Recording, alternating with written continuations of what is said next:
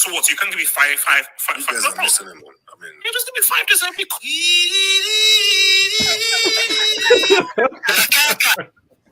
I don't want to overreact. Because you should not be reactionary. But as the kids say, things are peak. What would you rather have? Creating more chances or being a lot more efficient? This is a second year. And it's a red. What? Last time United won the Champions League. Freakish. I think Berardi was the worst player in the game. Wait. What are you eating? What are you eating? Buffalo chicken wings.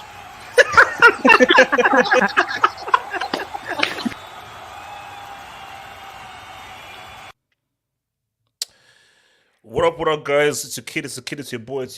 It's your boy here. Half hope. Trying to live, trying to exist here for this beautiful, amazing Sunday hangout. I think Sunday hangout is going to be good. This Sunday hangout is going to be good because we have loads of stuff here. Let me just tell you what's on the show. Guys, we're going to give you a little bit of that Benzema. We have to have a real Benzema discussion right now because I'm going to say something that people may find quite rude relating to Messi and Cristiano. I'm going to say something that people may find rude relating to Benzema, to Cristiano and so forth. So please bear with me as I say these specific things. We're looking at your boy PSG. Yes, they got the win.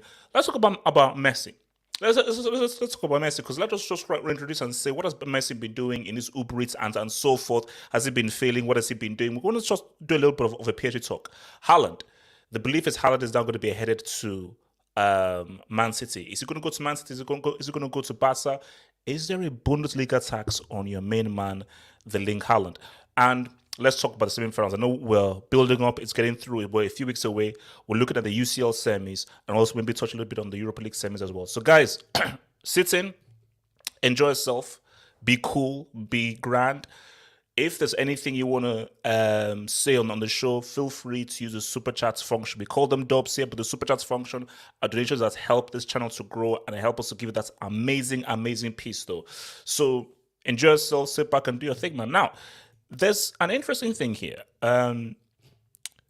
Abdul, I thought you were sent off, bro. Abdul, what are you doing here, bro? Because I think you should be banned for at least one hanger. So I mean, can I just ask what you're doing here? I'm just chilling, bro. Like, let me live, HH.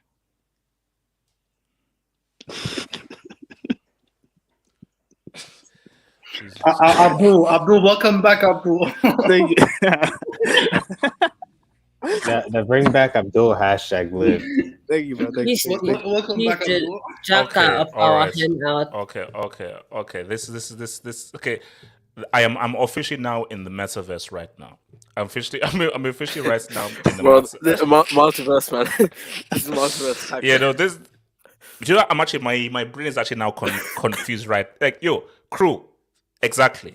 That is my. I mean, okay, all right. That's okay. You know what? How's everyone doing? How's everyone else doing? All right. It could be better. I'm not doing so good. Hold on. No. Abdul, guys, can you just because this goes good. I'm not going to feel good. Remember, can you just switch? Just. Were you saying something, HH? Were you saying something? Delta, you said that you're not feeling too. You say that you could feel better. How come? Why? What's wrong? Well, are you on drugs or something? Or no, I was just talking to my friend Carter. He's actually a Real Madrid fan, and I was watching that game with him. I was having like PTSD over that like comeback. Like they were leading 2-0, and I was there's nothing like a little bit of PTSD, man. Yeah, it's rough out here.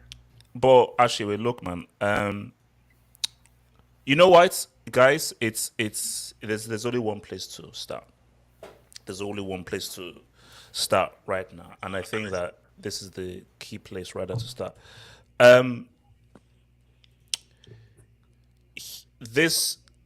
We need to have a real conversation about this dude.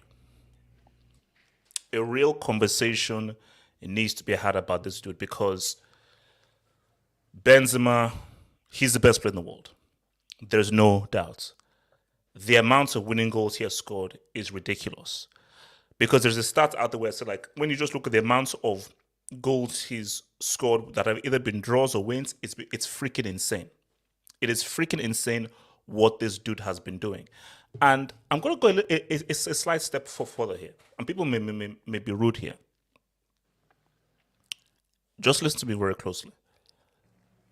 What Benzema is doing, for me, what Benzema is doing is more impressive than what Messi and Cristiano did. Come on, he's like on 25 league goals. Blasphemy. I think it's because it's a declining squad. Let me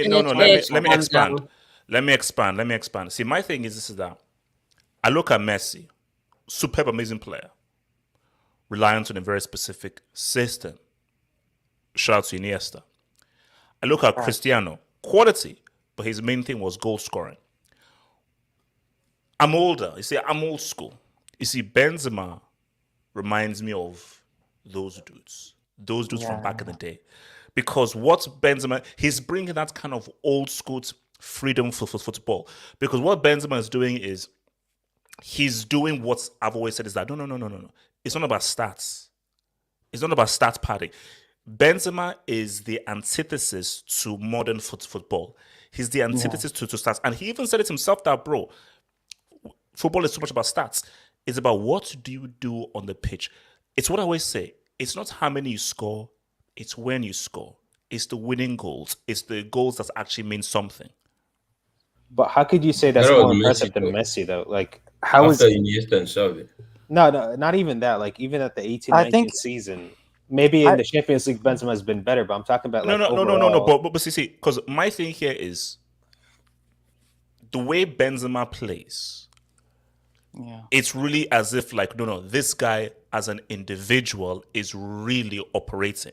And the longevity too, so at 34. I don't know, yeah. So for me, it just feels like if this guy, he's really operating at a very high footballing level. And just what he's doing on the pitch and just how he plays the game, just for me, we all have preferences. Just for me, it's more impressive than what Can I make a counter Messi argument? or Cristiano did. What's your counter? Right. I as an individual player, yes, Benzema, he's been that guy, even though he was overlooked because of CR7 stat padding. But he still has the base whereby he hasn't had to drop as deep as Messi used to drop when Xavi and Iniesta went. He still has Modric behind him who can magically push. How old is Modric? I don't know whether you're watching the games. Benzema is dropping very deep, bro. But Benzema he's not dropping is between the centre backs like Messi used to do his later years at Barca. But Benzema's leading the press though. Like against PSG, Benzema single-handedly led the press against PSG. Like yes, he deserves all his flowers, but to discredit Messi of that. No, it's not Messi discrediting like 5-6 Messi. years. Messi is an excellent player. I think what he's trying to say is because of the declining and in transition squad that Benzema's playing in, for him to be money and this transitioning squad, I understand Messi's an excellent player, but you got to look at Messi. He's 34. Benzema's 34. Messi's been that's not player for since he was 16, 17. So No. his legs are. It's like he has heavy mileage on his legs. Forget. I Messi. agree. You two are missing I the point. understand. He said it's more impressive than anything Messi has done. Isn't that right, HH? That's Oh, the yeah, problem. anything. No. Because you have to say, like, for me, I'm talking purely as in a personal sense. Now, when you say impressive, if you now look at it just merely on numbers, of course, like, bro, Benzema doesn't touch or sniff the numbers that Cristiano and Messi did. So, but for me, I'm not a numbers guy. I look beyond the numbers. So when I look at Benzema, the way he plays and the kinds of things he does in what you have to remember this is an aging team. Even like for me, Messi's best ever season was what he did in 18-19, which was an amazing season. And look, what Messi did in 18 and 19 is one of the best seasons I've ever seen from a player. That Barca team was still better than this Real Madrid team. Because there were still guys that just they underperformed, but there were still guys that this Real Madrid team, let's keep it real, it's being carried by two geriatrics. In Modric and Benzema. But my thing though is what this guy is, because we'll get to the UCL semis and so forth, because it's going to be very important what he now does in the UCL and everything. But what this guy has been doing is insane. And the amount of winning goals that this guy has been scoring, it's insane. It's insane.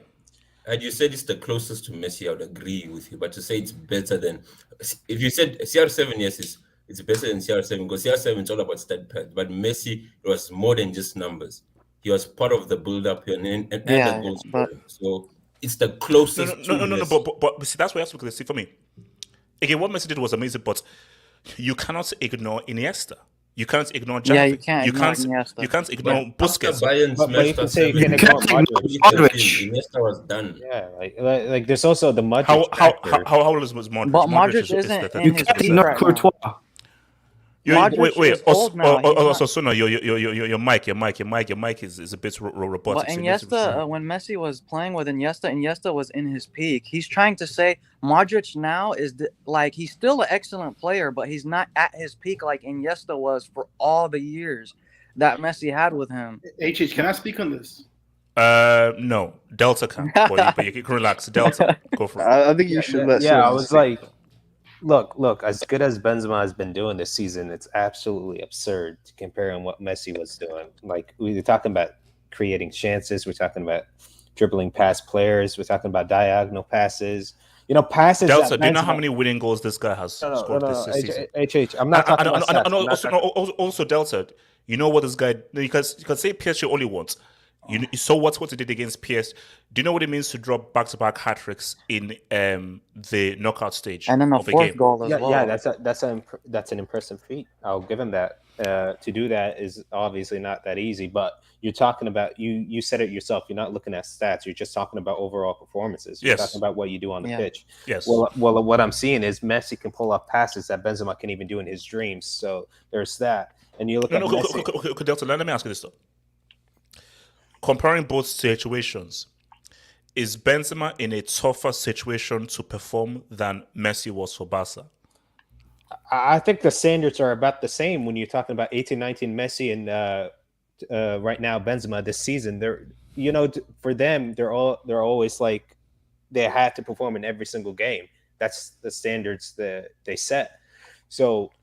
But that's just from a goal scoring, perspective, to help your teammates to get scored, assists. But I'm looking at it overall. I'm looking at Messi beating players 2 to 3 times. And Benzema, as good as he is, he's a smart player. I'll give him that. Benzema, he's not as intelligent as Messi. But what I'm seeing with him this season, I think it's more of the fact that Cristiano has been holding him back for all those years. Here we go. The Cristiano slander. You can't say that. Oh my God. If it wasn't for Cristiano, he wouldn't have the Let him land. Look. Cristiano is obviously like one of the best players in Real Madrid history. Yeah, I'll give him that. More goals in games. That's obviously unheard of. But you guys got to recognize, like, as soon as Cristiano left, he had that responsibility, and he said that in an interview once. I have a question. In 2019, no, hold on, and go ahead. In 2019, Benzema gave out an interview to L'Equipe, and he was saying that after Cristiano left, he held the captain responsibility. He felt like it was his responsibility to score the goals and help his teammates out.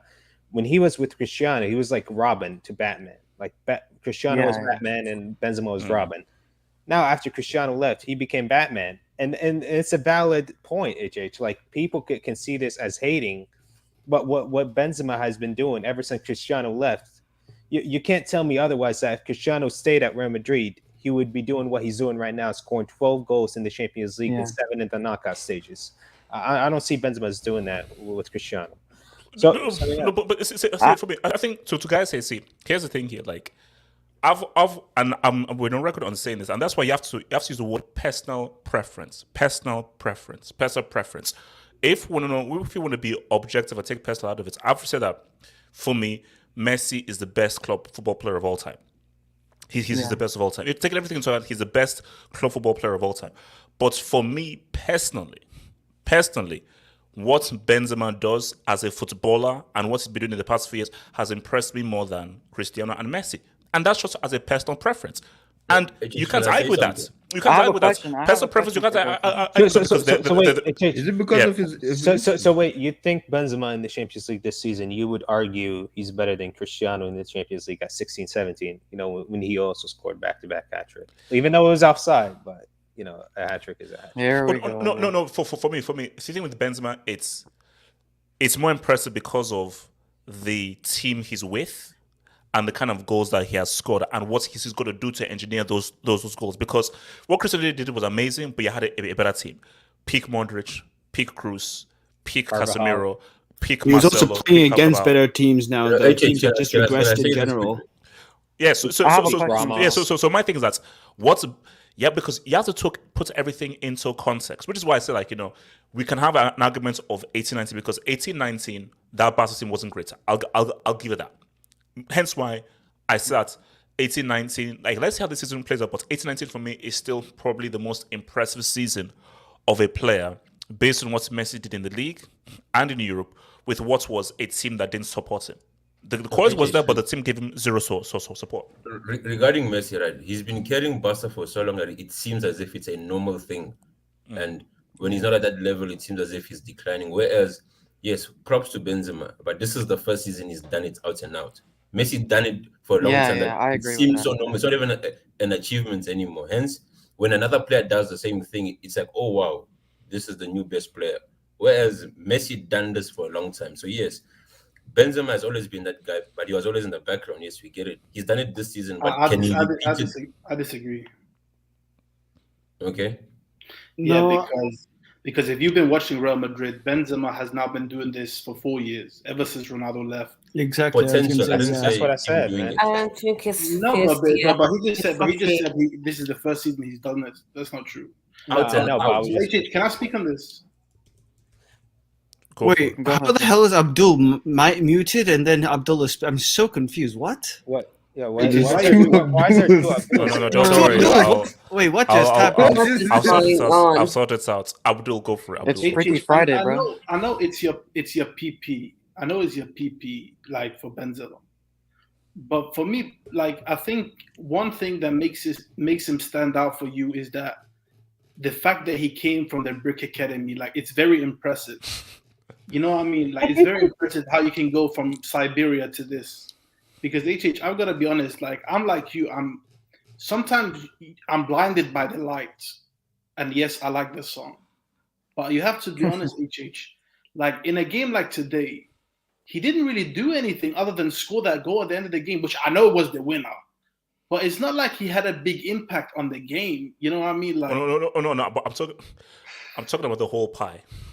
Everything. Yeah, like this the whole package. This whole season. No. Like, if all he did was this game, this won't be a discussion. The whole thing is that you're building up a case. It's a whole palette of what he's been doing throughout this whole season. Like the whole season, he's been freaking amazing. And, you know, for me, he should win the Ballon d'Or 1000%. I don't want to hear anything. I agree.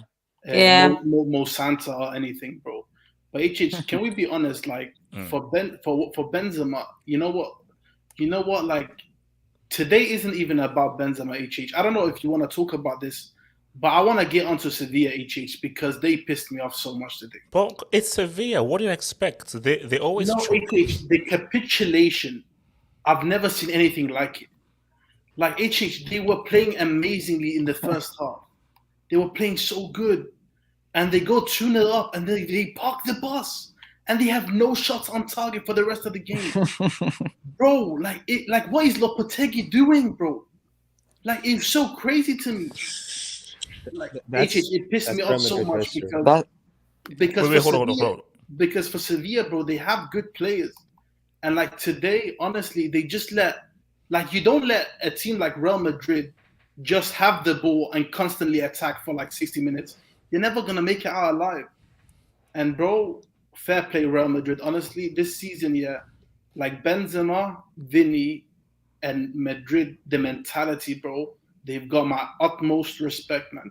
But what I will say, as a Lugo fan, like today we had a bad loss, We had a bad loss as a Lugo fan. Honestly, I wouldn't take Benzema at Lugo, but that's just my personal preference. All right, thank you for that. Well, I got a question for Abdul. Can I talk on it? Can I I'd say like to speak as well. just a brief question to Abdul? He was saying Benzema deserves the Ballon d'Or 1,000%. So even if like Liverpool won the quadruple, you would still give it to Benzema, like even if they won it. I would still give it to Benzema because, in my opinion, there hasn't been one standout player for Liverpool since December, bro. Since December, there hasn't been one standout player. They are all contributing, bro. It's like it's not a carry job. You can't tell me Salah is carrying that team because he's been. Salah's 2022 has been average. Yeah, I agree. Cool. Wait, hold on. Let me take some dubs and I'll come to some of the other guys. Okay, see, you know what? All right, this dude. Okay, Merchants. I'm just gonna call this guy Merchants. HH, why is that finished Percy not under review yet? We'll talk about it. We'll talk about it. He's the next topic, so we'll have a discussion. I want to start on it as well. I want to talk. Junior Corona. Thank you for the dub, Junior. Benzema from Ballon d'Or already confirmed unanimously. 18 goals scored in 2022 already and counting. I don't see anybody else winning it besides him. Now, this is unless they actually, but I think they've changed it with regards to it's now within a season rather than a whole calendar year. So it stops at June? Yeah, yes, I think it's something. Oh, so Benzema should go. If is it before or after Nations No, League? it's That's July the and problem. August. No, it starts from July and I think. Okay, so it starts from July. So basically, for me, Nations or no Nations League, if it is for the season, he's the Ballon d'Or winner. There is no one else. He's the Ballon d'Or winner. No, this is really, What's Cochineros? Thank you for the dope. Says 16-17 Cristiano or 21-22 Ben so far. You see, for me, let the season play out because let's see what he does in the UCL. Because as of right now, 16-17 Cristiano, he was crazy. Like that guy was he went. But here's the thing, though: 16-17 Cristiano mainly for the goals. But if we're not talking about overall performance and overall play, Benzema, because for Benzema, he's giving you a lot more than just the goals. It is his overall play, his passing, his facilitating, and so forth. So you have to really be clear what People talk about 16-17 Cristiano like he was the best player and that was the best version of Cristiano when Cristiano's best season, both numbers-wise and performance-wise, was that last season before, or the first season after his knee injury before he started collapsing, that 14-15 season. That was easily his best season, just he didn't win any trophies. That's why no one recognizes it. 2017, he was money as well. 2017, he was money, but his overall game, he was just a goal scorer. True. When we talk about overall game, 2014-15, I've not seen very many players like that. Okay, wait, hold on. Let me, so from who says CR7? That's probably that's probably his best season. 07-08 is probably his best season when you look at it overall. Latin Rosario. Shame VAR took away what would have been Messi's fourth Ligue 1 goal. Don't worry, LSG Beta. You can use your tears as lube to watch Messi highlights on YouTube. How's Juventus? Delta, don't respond. Delta, don't respond. No, hold up. We'll get there. Don't trust me, guys. We will get there. We will get there. LSG Beta, man. LSG relax. Patrick. Sevilla was supposed to be our rivals for La Liga, according to whom? I didn't see them as rivals. They are the biggest bottlers of La Liga. By the way, those give Benzema the Ballon d'Or already.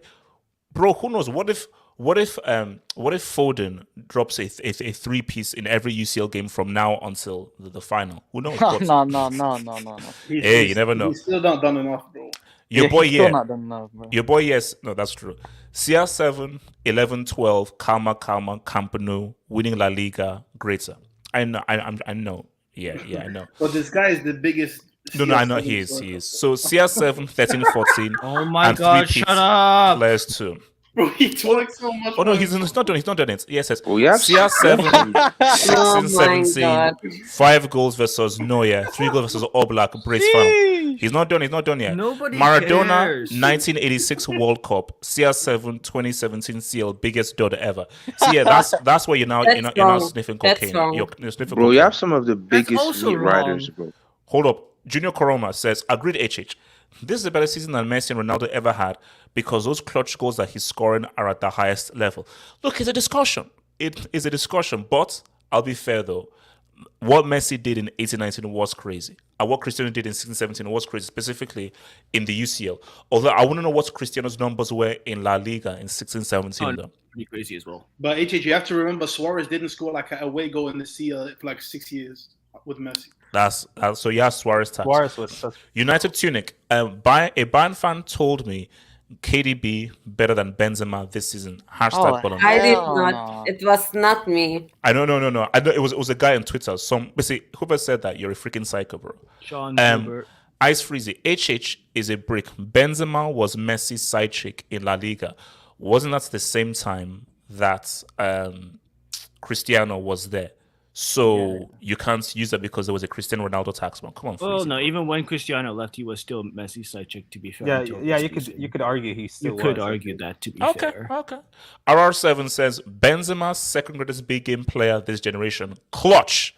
So let me come to Samasi. Talk to me, and then I'll come next to YSK. Samasi. I would say, for me personally, I think I like Benzema as a player better, but 18-19 Messi, he literally carried Barcelona. Okay, there were no Xavi, there were no Iniesta. It was him alone with Suarez, who's Sergio Roberto voice. Sergio Roberto. Anyway, I would think for me it's 18-19 Messi. I would say Karim Benzema for the last 3 years, and then Cristiano Ronaldo. But I think Benzema is gonna win the Ballon d'Or. I don't think that Mo Salah or Lewandowski or anybody else is gonna win it. Samasi, are you gonna apologize for yesterday? No, wait, hold on. YSK, talk to me. What's bro, the meaning of your AVI? What's the meaning of your AVI there? I mean, you can expand it if you want. We can have a better look. All right. Oh, Not that's like Benzema. Ben. That's So Benzema dumb. with Cristiano's Whoa, what the noodle, hell? bro. Hey, chill. Oh my Chill. No, there is something behind it actually. Okay. Because I believe, this season, I don't know if they're on level or not, but I believe Cristiano and Benz has got the most game-winning goals this season. I think Cristiano's this season. This season. I think Cristiano's on 10 or 11. I think Benz is also on 10 or 11. Norwich tax. Yeah. I didn't say anything. Anyways, just keep it on the low.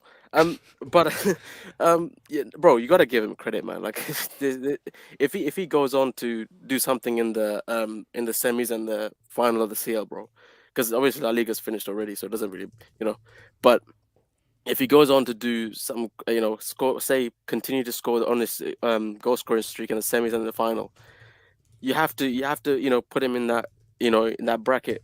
Although I think, well, personally, what Messi and Cristiano have done at their time at Barca and Real, I personally think it's on a different level. Not just based off of stats alone, but just the pure ability that those two have. Even before Cristiano became finished geriatric. Now, for Benzema, actually, let me say this as well. I think he's already he's already surpassed that Chinese takeaway merchant R9 in terms of club career. In terms of club career, he's already passed that Chinese takeaway merchant. Wait, could you say that again, YSK? Who was that? What's the name of that? He needs a World Cup, though. He needs a World Cup. He's surpassed that. Don't you dare. He's surpassed that. Respect this jersey. There's only one Ronaldo. Wait, is that the one that he wore that in that Champions League final, didn't he? He wore that in that what final? YSK continue. YSK continue. YSK, it's not about Ronaldo. Continue. He's surpassed that Chinese takeaway merchants club career. Already, I think he did that actually a few seasons ago. But you can solidify that now, and I think if you just look at put it contextually, I don't think neither Cristiano. I think this is why I'll give it to him in terms of like dud. Maybe leaving aside Messi's final seasons at Barca, I don't think Cristiano had to deal with this kind of dud at Real Madrid. Like I don't think he was. There was always the whole like Real Madrid always had issues with managers, as it was a constant changing of systems, and you had to constantly adapt. But in terms of the quality of players on the pitch, other than Modric, Cruz, he's not his in his prime. Casemiro is not in his prime. There's no Ramos. There's no Varane. That Courtois is probably the only other player I'll say in their prime in that team. The rest of them, you have Vinny, who's still an up-and-coming player. Camavinga is up-and-coming. Valverde, same. And then obviously Alaba he's here nor there. He can turn up for one game and go missing for another. So in terms of that degree of difficulty, I say Benz is higher, and I think he can only compete with Messi with that. But you have to give him credit, bro. He's doing amazing stuff. And if he doesn't get the ball, I mean, I don't see anybody even close to him right now for that Ballon d'Or list. So yeah, man, shout out to him, bro. He's doing his thing, and again, he surpassed that Chinese takeaway merchant. Can I speak on that? What do you have against? What do you have against my guy? That's the thing. What do you have against my guy? No, bro. He's my goat. He's my goat. So I think your obsession means that you probably know how great he is. So yeah. No, of course, yeah, I do. Secret appreciation hater. Yeah, got carried in that. Mohammed, talk over him. Mohammed, talk over him. Mohammed, talk over him. All right, so I'm not gonna lie. In terms of dud, like YSK just said, Benzema supersedes what, in my opinion, Messi. I mean, the 18-19 season is arguably up there, but I'll say when you look at it in terms of longevity, Benzema is older than Messi at that point in his career, and Messi and Benzema are the same age. I'm not trying to do this, but like, bro, they faced each other the same age, and you could see the difference. Like I'm not trying to disrespect Messi. Messi is one of the best players of all time.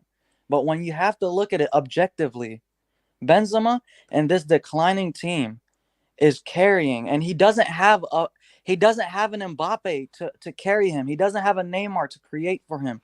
Yes, Modric is an excellent player as well, but Modric isn't peak Modric, and he's playing with Vinny, who, let's not pretend, like this guy was basically Brick Academy material for since he broke through at Madrid, bro. Like Benzema was literally telling Mendy not to pass it to him. He was literally saying he's playing against us. And Benzema's overall play is excellent. What I was saying about Lewandowski the other day, bro, Benzema's overall assisting, scoring, linking up. He could read where Vinicius is even before Vinicius knows where he's going to go. He threw past it outside the boot. He dribbles without the speed and just the intelligence of getting in between center backs, backheeling it to Valverde. Just the overall way Benzema plays is very slept on. And as a player, I fear facing Madrid because of Benzema. I fear no one on that Madrid team except Benzema. That's the reason why I would prefer playing Manchester City over playing Real Madrid in a final. Okay. Let me come. I want to hear Osasuna's thoughts on this, man. So Osasuna, your thoughts on... Is Osasuna even here? Yeah, what's up? Well, Hello? Well, it will actually help if guys actually put their bloody names into a whole thing. But fair enough. Well, no, I think it's for the bottler. I think it's good that we have the bottler here because he bought another final. I know against PSV they lost 2-1, but shout out to United. They have their hero. YSK, what up? Yeah, exactly. They have their hero. So I think that a lot of people here are suffering from recency bias. People just don't don't go back to actually what Messi was doing. That Barcelona team is far worse than this Madrid team. I don't know what people... Far worse? Yes, it is. Was there far worse? Was there a Vinny you could make an argument for defense. They had long lane defense. Coutinho. So you're throwing hits on Coutinho. First of all, bro, you're going to defend these guys. Griezmann wasn't even there. That season was shocking from Barcelona. They had an injury. They had Longley in defense. Yeah, they had Dembele, who was crap that season. They had crap Dembele. They had crap Coutinho. They had all of these players that were very, very, very bad. None of these Madrid players you would say are bad players. You can say that they're below average. Like I said, okay, Asensio is bad, all right? But the rest of them, you can say they're below average. But what you have to see is that 2018-19 Barcelona team, he was the one guy with Ter Stegen. Even Suarez wasn't doing anything with him, right? So it was literally him. He scored against us, though. For me, as I said very clearly that it's based on personal preference. If I'm not talking objectively, I've said 18-19 is probably one of the best ever club seasons of all time. And if Messi had led into a UCL, that would go into folklore as one of the greatest seasons ever by a player. So yeah, I think if he had won that CL, it would have been that. I think this Madrid team, like Benzema, he has people working with him. He has a Modric, he has a Vinicius, he has people that can actually function with him. He doesn't have to basically use people as walls to do 1-2s off of like Messi did. And so I think the thing about what makes Benzema this season so good is that the last 3 seasons without Cristiano have all been seasons where we take them as like these good seasons. They're very good seasons for a good player normally, right? But they're not on the level of Messi, Cristiano. This season, like, the reason that we praised Messi and Cristiano was that they were able to maintain that level for so long.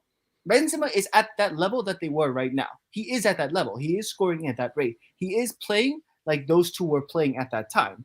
But it's only this one season. He's only been playing like this for 7 months or 8 months, right? It's not like he's been doing this for years. And this season, I believe if he does win the Champions League, it will go down as the greatest individual season ever because he has a far worse team than Cristiano did, and he actually wins the Champions League, unlike what Messi did in 2018-19. Because, yes, you say that they're below average players, but they are not great players in this Madrid side either. We only have maybe 2 good players, Courtois and Modric. And Modric is, you can't be playing this guy all the time because he's 36. So I think we have to wait. La Liga is over. Thank God for today with Sevilla. It's a done deal. It was a comeback, but it was like I was just like, "Yay, we came back!" Like the league's already done. But I think what it is if we win the Champions League, this will be the greatest ever season. By a single player. If he doesn't, it will be still a great season by him. But we'll have to see another season to see whether or not he can maintain this kind of level. But the Ballon d'Or is already his, in my opinion. Can I speak about some context? Wait, hold on. Let me take some dubs because some dubs are waiting. Let's put some dubs on some dubs. So from your boy Paul Kicklin, thank you for the dub, Mr. Paul. The best managers in the world right now are coaches and philosophy merchants, not tacticians, which severely undermines your narrative and football analysis. HH.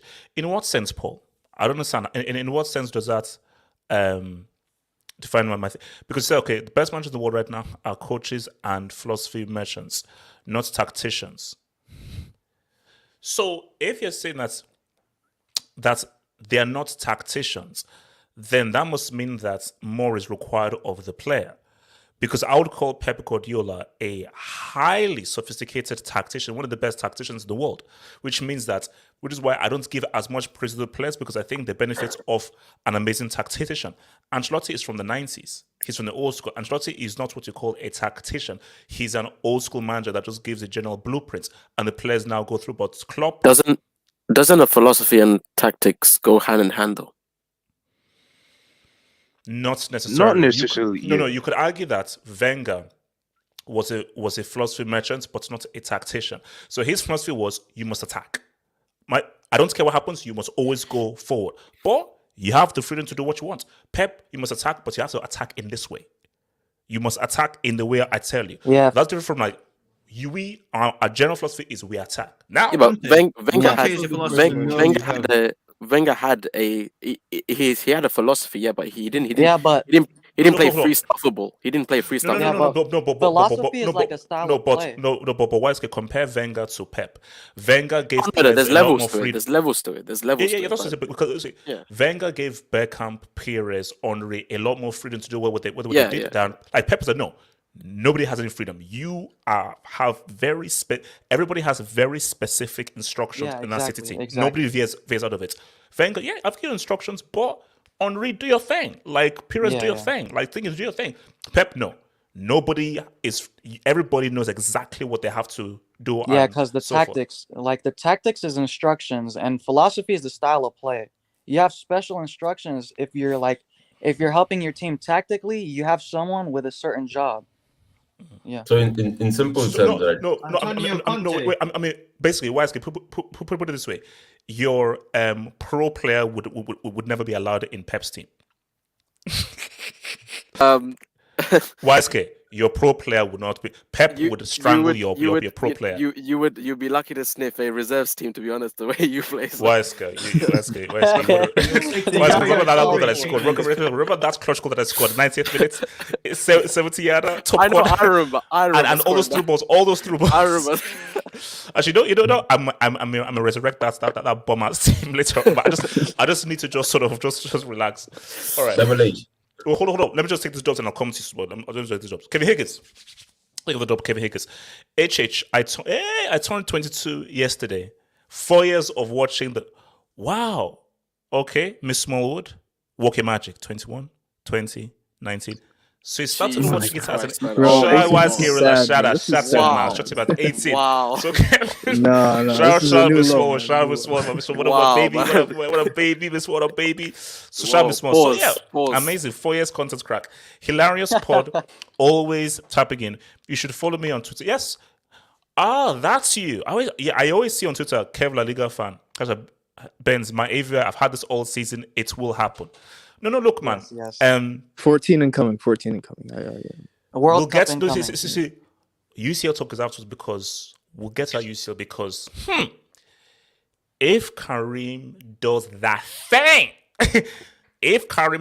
thing, then I'll say a statement that will get me cancelled.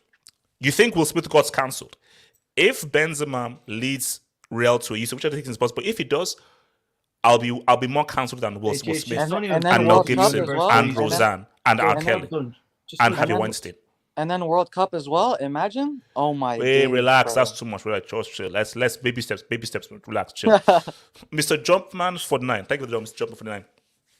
PSG Delta has zero mother effing ball knowledge. God, you'd have to swear. Benzema got the same number of assists as Messi this season, while Messi has Mbappe to thank for his assist. Well, he clearly misinterpreted what I said. I said prime Messi and prime Benzema. And just take for a moment to read what he said. Messi in his worst season has the amount of same assists as Benzema in his prime. So, in his best ever season. So that's all. This isn't Benzema's prime, though. Okay, hold on. RR7. RR7. RR7. I said this after PSG. Benzema 21. No. Like you see, when you see, I wanted to throw that thing out there just to piss off a few people. But when we think about it, what Messi did in 18-19 was ridiculous. Because that was a ridiculous carry job. So we're not doing like for me. We can talk, but when you now talk and we now think. I'm like, oh, wow. His players were crap. Like, he didn't have a Vini who could perform. He didn't have a Modric who could perform. He didn't have a Rodrigo who just chip in and chip out and so forth. He didn't have an Alaba or Militao in defense. That guy was doing a freaking carry job. And the next best player was Ter Stegen, which tells you everything. Oh my God. Yeah. It was pre-Anfield. Hold on. Your boy says, HH, if CR7 joined PSG instead of Juve, would they have won the UCL? No, because it's LSG. PSG. Yeah. PSG, I think they would. Because PSG, can Cristiano defend? No, he's an attacker. PSG's issues is that they self-destruct. That's the issue. Like, no, but basically, that same game, PSG Real Madrid, in that same game, what Cristiano have done in that second leg? If the ball doesn't get to him. But what about against Bayern in the final? What Cristiano and that PSG team against they Bayern. wouldn't get to the final with CR6. Would they get to the final instead? Mm-hmm. So maybe ifs and buts. Yeah, Kevin Higgins. ifs and buts. HH, check your DM. Show the stream. It will happen. It's safe. It's nothing crazy or anything. All right, I'll check it, bro. I'll check it. Your boy here says 18-19 Barca beats Madrid 5-1 without Messi. But that's what I wanted to ask. That's what I wanted to ask. But that Madrid team was even worse than that Barca team. Yes, it was garbage. Wait, who was the manager? Was it Solari or Lopetegui? No, it was Lopetegui. We had Lopetegui. You can't even compare Lopetegui Madrid. Yeah, I can't believe he got the job, bro. Dude, not even that. Madrid were like getting beaten by Eibar like 3-0. That's how bad they were. Oh, you know, it was 3-0. They that was lost the bad. twice to We lost to CSKA. CSKA in Moscow 3-0. Yeah, no, look, he can't do that. That was a horrible season. Hold up. So your boy, Latin Osario. I co-sign LSK's take on the real Ronaldo. Yeah, so that's the Nedved told him what's up. Never forget also, if Turbo, Timo, All right, thank you for the dub there. Thank you for the dub. Thank you for supporting the channel and so forth. So Don't Smoke, you want to say something? Don't you dare. Don't Smoke. I was saying Don't Smoke. that when we're doing this comparison, we have to put the context of the state of La Liga in 18-19 compared to now. This is one of the worst states of La Liga has been in. Barca and Atleti, they're way down the bottom. Hence, I'm more impressed with Benzema and what he's doing in the UCL than in La Liga. Yeah. Right, because in general, La Liga was stronger that year.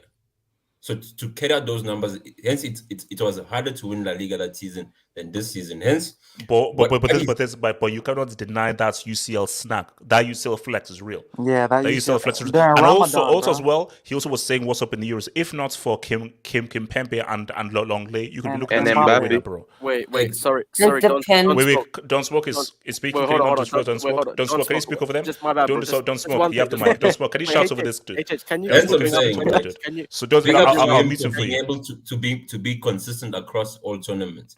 But if we're gonna compare them just in La Liga terms, that season of Messi is better because this year La Liga is at its weakest it's been in the longest time.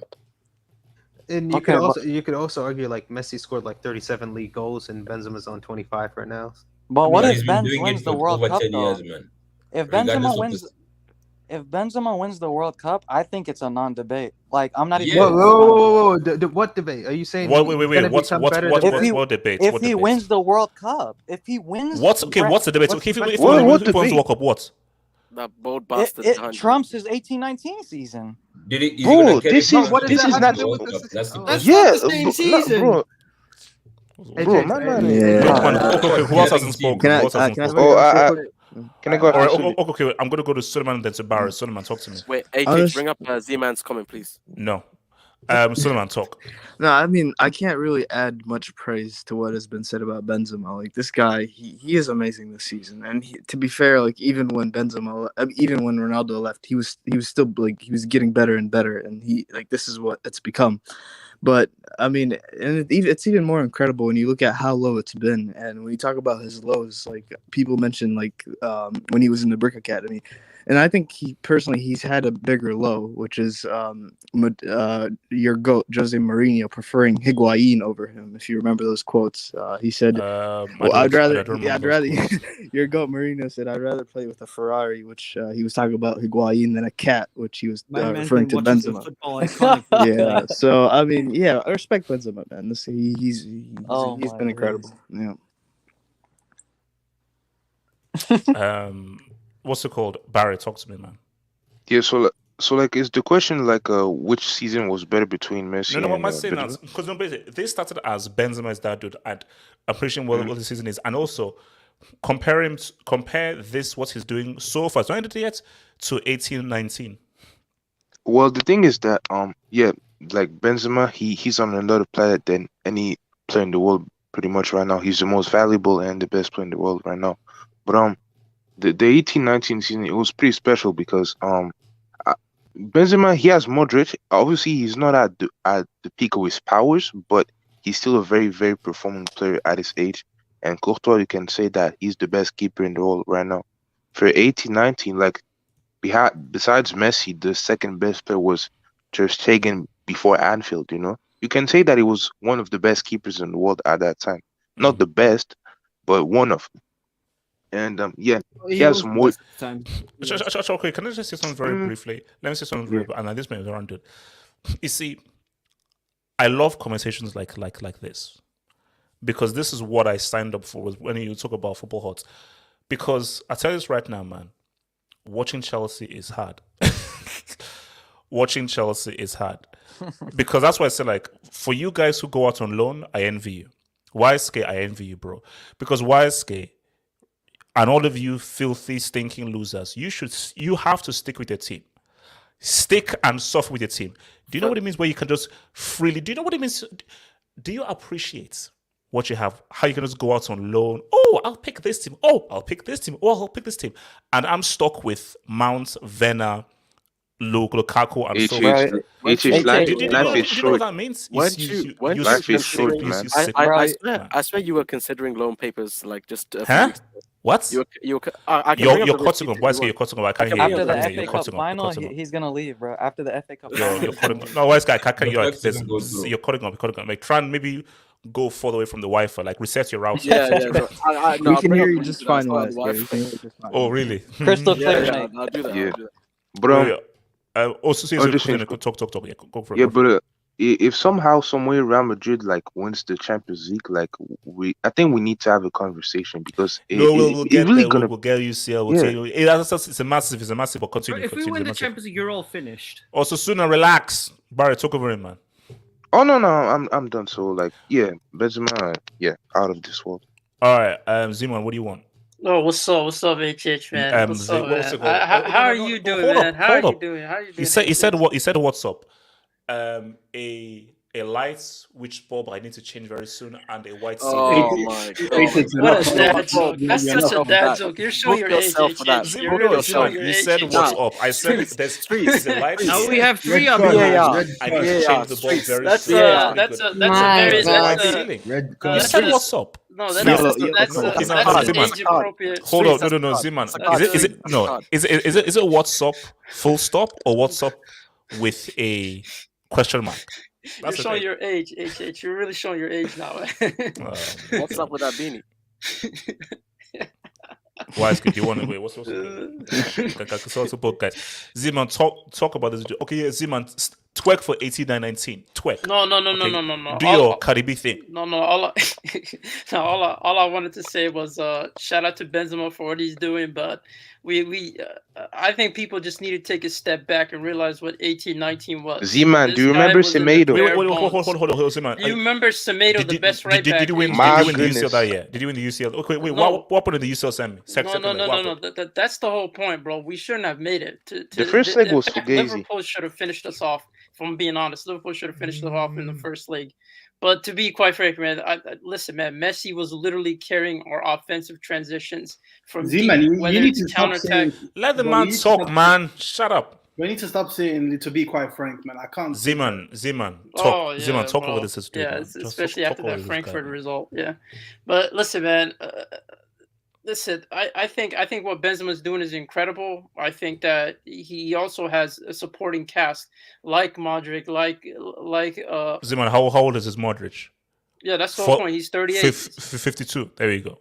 Yeah. No, he's relatively in the same age, and he's still performing at top level. And you also have Cruz, who was performing well at the beginning of the season. So let's not try to revisit history and try to change things up. But you know what, man, Benzema, shout out to him. He's incredible. And HH, you definitely want to make it to Pep's team. That's for sure. HH, can I say one thing? Zeman, remember that 97th minute we winning goal. That's 40 yarder. That 40. No, that was me. That 40 yarder. Remember that pass I gave to him, like what's it called, the answer of the boots that went over 3 guys. Barry, what do you want to say? Yeah, like we all agreed that you're the number 1 football analyst and everything. Yeah, I know. But like your Messi and Ronaldo agenda is getting a bit of the take, I know. because no analyst. Yeah. Yeah, but your Messi and Ronaldo agenda is getting a little bit on the way of the take. How? Wait. Okay, what because do you mean by agenda? You can't really. No, because like I don't think you can make an argument for Benzema right now. You know, because it looks like you're leaning. No. Benzema Barry, what did I said that if we're going to be objective and look purely at the numbers, nobody in our lifetime is coming close to Cristiano and Messi. That's why I use the word personal preference. In my personal preference, Riquelme is one of the best midfielders of all time. Personally, Riquelme, and that's just a personal thing, just personally speaking, Riquelme is one of the most skilled midfielders of all time. So there are no numbers. It's just my personal preference, how he played the game for me.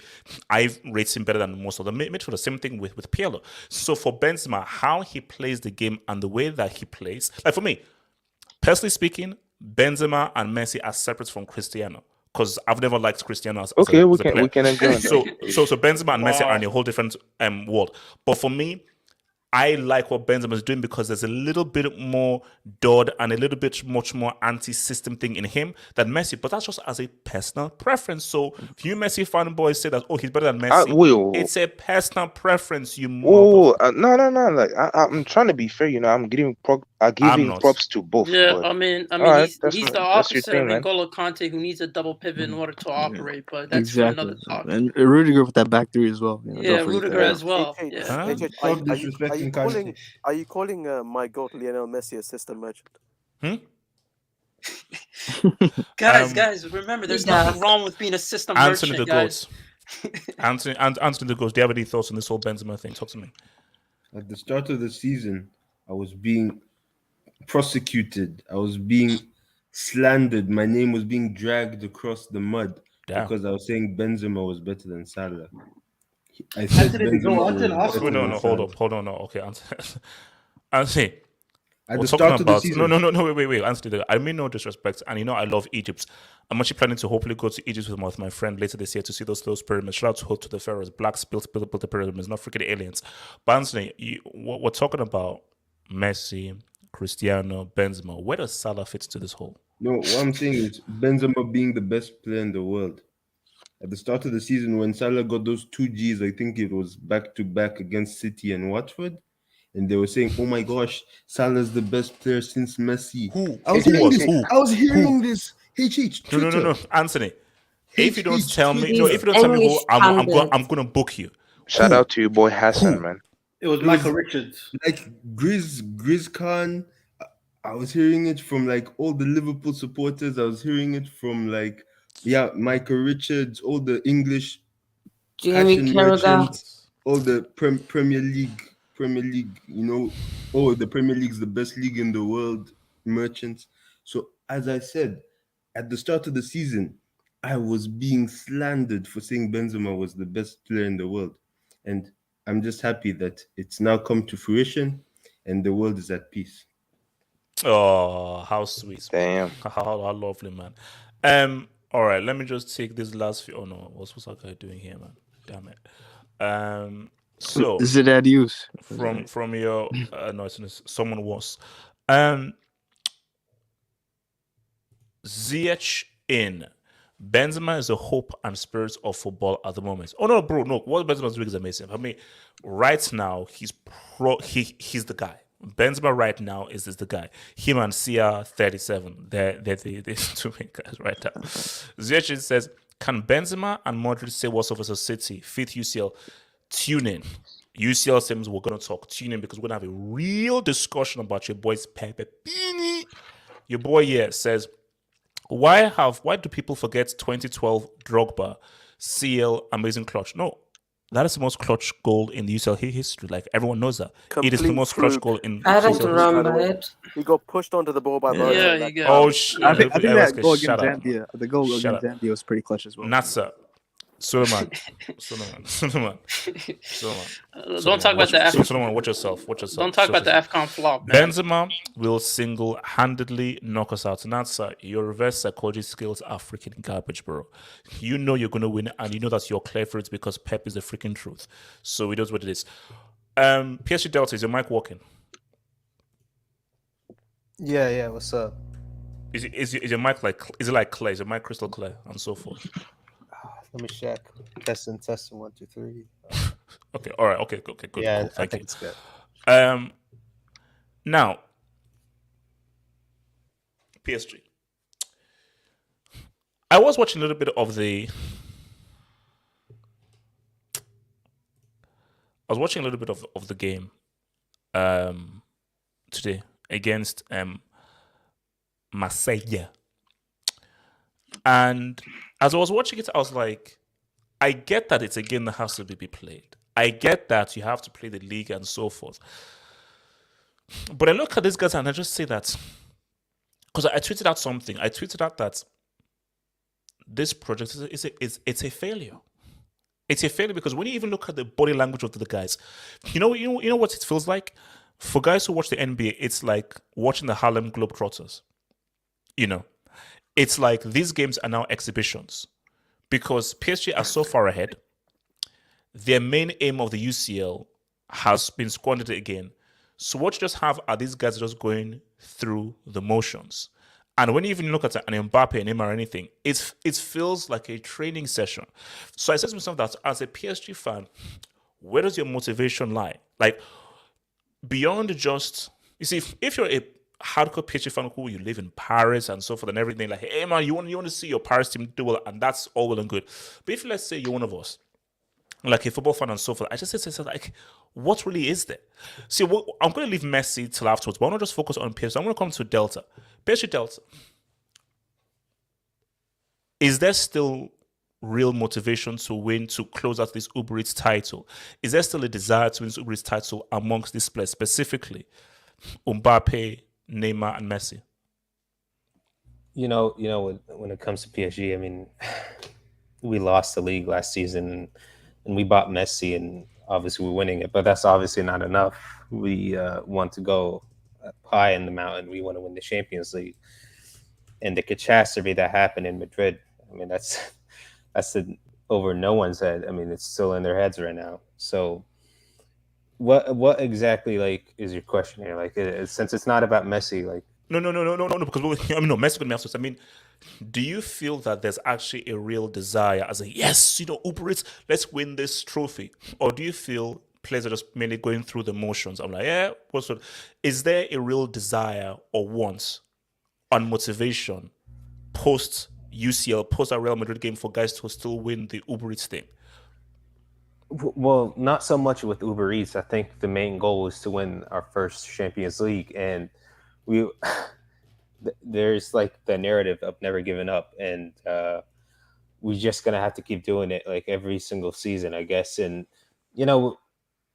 with the players we have in our disposal right now and the coach we have, we're obviously not good enough right now, but we'll see next season. I mean, I hope not. I don't want to say his name. So Delta, so you still believe PSG can win the UCL in the next 3-4 years? You still believe that they can do it? Yeah, absolutely. I mean, we're financially capable of winning the Champions League. But... And I said, Delta, that is the mistake you make. That right? What you just said is the mistake.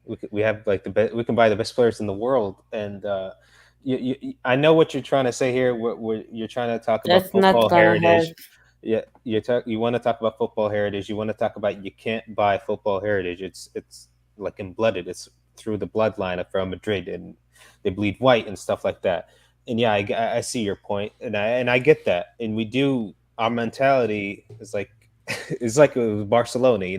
They like capitulated. Well, we have Champions League. Oh, we have Champions League. I know. But it's not the same thing. You and me, we're not the same thing, man. I'm not talking about that, man. But you got to be honest. Like 3-0 back to back.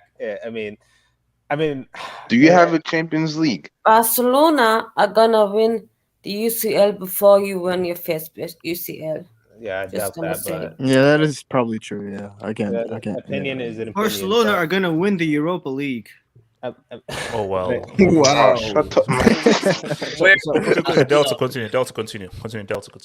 Yeah, I mean, what we're trying to do, obviously, you could talk about the management, and you could talk ever since we bought Neymar and Mbappe, right? In that same season, until last season, we've been buying complete garbage, like Danilo, Idrissa Gueye, Wijnaldum. I mean, Draxler. I mean, if you wanted to win the Champions League, we got to buy better quality players. I mean, we've been to the Champions League final, and Bayern were very lucky. Like, I'll be honest, like if Neymar and Mbappe were on their game and they had their mentality right, we should have scored, and probably twice in the first half. All right. But with Bayern, I mean, I guess it's their football heritage. They're a bigger club than us. So, like I said, we're gonna have to keep trying and trying over the next 3 to 4 seasons. We're gonna have to keep trying, and it will come. So you don't think that there's anything needs to be changed from a structural sense? You just have to keep trying, and eventually you'll. I do believe something needs to be changed. Well, the first thing that needs to be changed is the coach. This guy, what has he won? Like at Tottenham, he how many finals did he? Respect the Audi Cup, bro. I respect. I cannot believe we got rid of Mr. Thomas for this guy. Tuchel, he was just. I never wanted him gone because I knew there was something wrong with that team. He just needed a little bit more time and some transfers. But when I don't want to say his name, but when that Argentinian coach came, I knew it was bad news. I knew he had to be, and he has to go this summer. He has to go. The But first what thing. direction do you go to? All right, I'll speak about it. That's the first thing. We need to get rid of the coach. The second thing is we got to get some new midfielders, man. I mean, look. At Madrid, we fielded Verratti, Paredes, and Danilo. Okay, for a team that wants to win the Champions League, that's not good enough. I mean, Verratti, okay, he's a world-class midfielder, and I do take in critics that he does needs to be better in big games. But Danilo and Paredes, like, come on. Paredes is okay. He's okay. Yeah, he's okay, but you need Pogba, bro. You need Pogba. Oh, I don't even know about No, Pogba. To be if- honest, I don't if they even get know. Pogba, Wait, hold on. set them back. Oh, so Delta, if Pogba was available, you wouldn't take Pogba. It's not okay. He's one of okay. I'll be honest. Pogba is one of the most talented midfielders of his generation, but it's his mentality, man, and we're lacking that. We're lacking that big game mental point of view. And with Pogba, when was the last game he performed in? Like, when was the last big game you've seen Paul Pogba? Not with France. I'm talking about purely club domestic season. United tax, bro. To be fair, United PSG tax, Delta only tax. on his day, he's incredible. On his day, he's an incredible player. He is. Zidane. Like, That's it. On his day, That's tax. insults, bro. No, he is. Like, everybody on this panel and on the chat room knows how good Paul Pogba is when he gets on his form. But it's his mentality. It's his. I don't know what it is about him. Like, ever since he left Juventus. I mean, we're talking about a guy. Wait. Okay. Moving from Pogba. So yeah, okay. New midfielders, new manager. Yeah. So you get a new manager, you get new midfielders. You can win the UCL. I believe there's a strong possibility of that. Yeah, if we get a new manager and set the midfield straight, like our trio, I do believe. But you guys didn't lose that. I think we gotta get a winner like Zidane, man. Like, well, with Zidane, every time he goes to Real Madrid, he says every game is a final, and he puts that mentality into that Real Madrid roster, and they go out and win those games.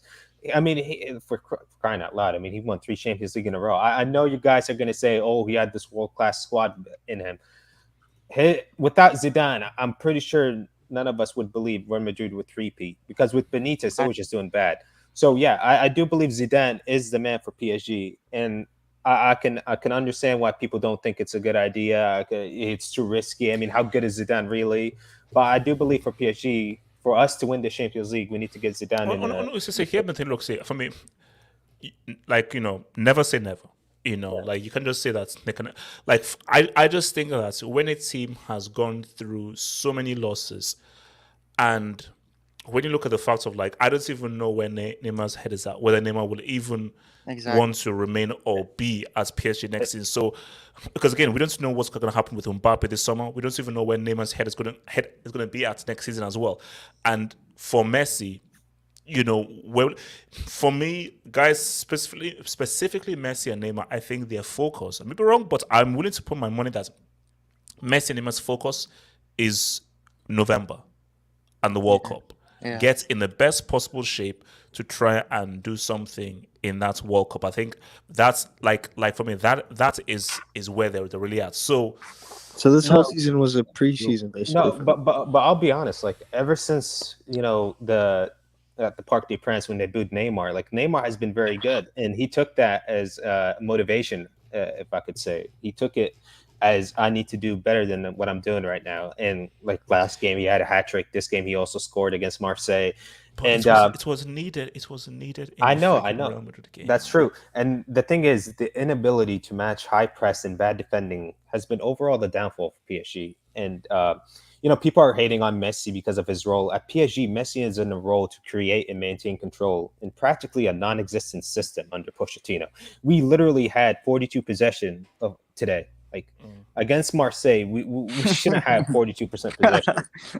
And when it comes to Messi, I mean, the expectation is high. But I don't want to get in. Yeah. Okay, before I come to Zima, let me just hit this. Let me just hit this. So, from your boy, who says, don't worry, PSG are coming for the Disney trophy. And I think he probably means the Uber Eats trophy. Shout out for that, man. Thank you for the dub. Thank you, bro. Well, Uber Eats fair. Thank you for the dub, Uber Eats fair. HH's personal preference also had him saying can rival Messi. Remember, HH started singing when Chelsea hashtag semis. All right, thank you for that. I can skip some parts. Thank you for that, Abris Fair. Thank you very much for that. We love and I appreciate your donations. Your donation to the channel is very much appreciated, Abris Fair. I thank you humbly. Zeman, what do you want? Yeah, man. Listen, man. I think PSG's biggest problem is their recruitment. They instead of recruiting superstars and trying to find a mold and find a way to fit them in the team, it should be prioritizing players that fit the system that you do have, and that's a cultural sense. I don't think their recruitment has been that great defensively, although they have recruited wonderful fullbacks. I just question again that they need recruitments in the middle of the park. And if you go for a Paul Pogba, I think that's a good indicator that your club still has no vision, that it has no structure. Because with a player like Pogba, it makes no sense. But No. I think Zeman as well, because like to get a World Cup winner and a guy who scored a goal in the World Cup final would set you back. Yeah. It makes no sense. A guy who's on his day never really accomplished that much in club football. I know, like a World Cup winner scored a World Cup goal. I get that. And having great performances in the Champions League, a trophy that PSG is actually going for. But again, I think that even if you look at a team like Man City, what they've done structurally is absolutely incredible. The recruitments that they've gotten, players that actually fit the system, and you can tell that they clearly have an identity even before Pep came along. No. You can say that recruitment has given them okay. I know. You can say that hasn't won them Champions League, but they're in a stable. They're stable as a team. You can tell that they're building up to it, and one of these days you could already tell that this team is going to win a Champions League, if not this season, next season, just because of their wonderful recruitment, and that comes just down to club culture, which I don't think PSG has the same culture as a Man City. So if anything, that's where the root of their problem is. It's not about the individual players. Can this player show up? Can that player show up? It's the whole team chemistry and the team dynamic, and that's the problem. And I don't know who their next manager is going to be. I don't know if they're going to go with backing him instead of buying into the idea of getting a manager that fits the mold of the players they have. They should be going for a manager that's going to build them to be competitive and build them culturally. So, and those managers don't come around. There aren't that much options. So, most likely, it will probably be a Zidane, or it will be one of those type of managers that are available, and that's where you got to question it. What's the next step for PSG, and what are their recruitment? Because that's going to tell you a lot. There's some recruitment is going to tell you a lot of the direction they're going. If they go with a star, a known star like a Pogba, and try to build that midfield around him with two CDMs and whatnot, he can probably operate. But again, are you going to be reliant on one player who hasn't necessarily delivered in club football, or are you just going to continue to keep recruiting players like that instead of recruiting players that either have a certain amount of history with the club, or players that fit the mold of the culture that you're trying to build?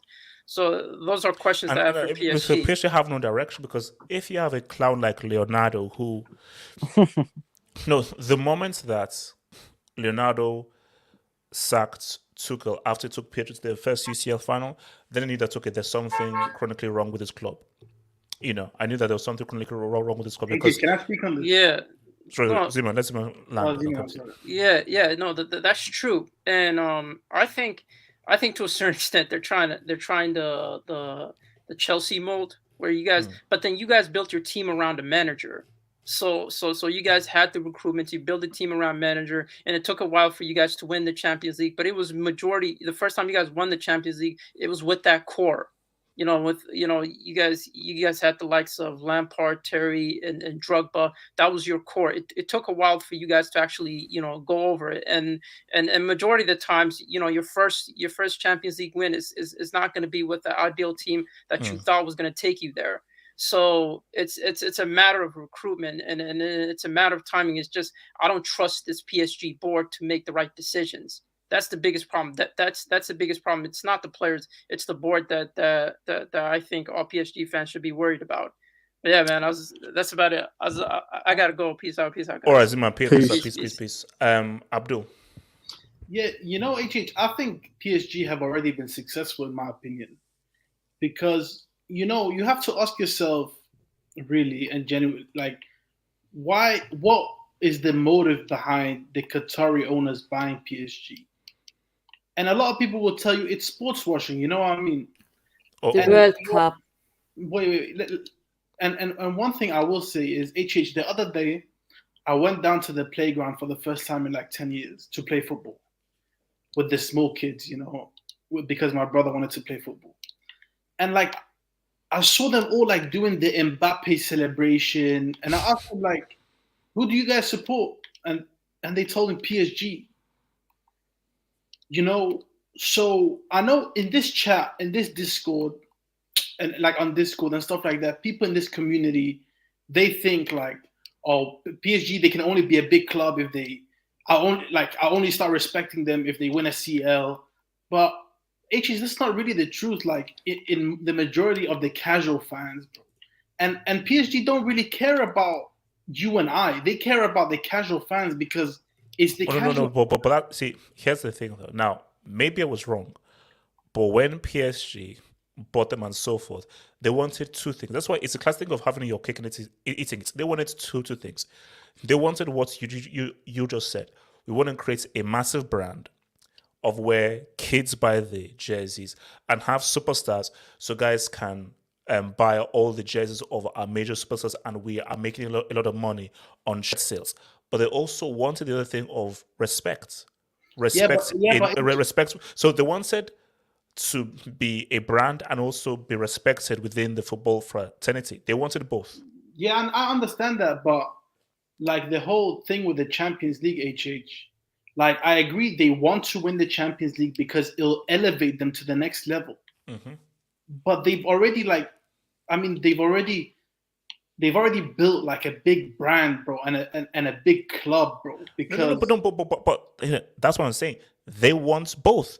They've succeeded in that first one, which is the brand. They've super succeeded. But they want that second thing as well. They want that second thing as well. But I think like you gotta understand as well. Like when it comes to PSG, I can't tell you what's wrong with the club. Like we can just guess what's wrong with the club, like why they keep failing. But if it was that simple, they would do something about it.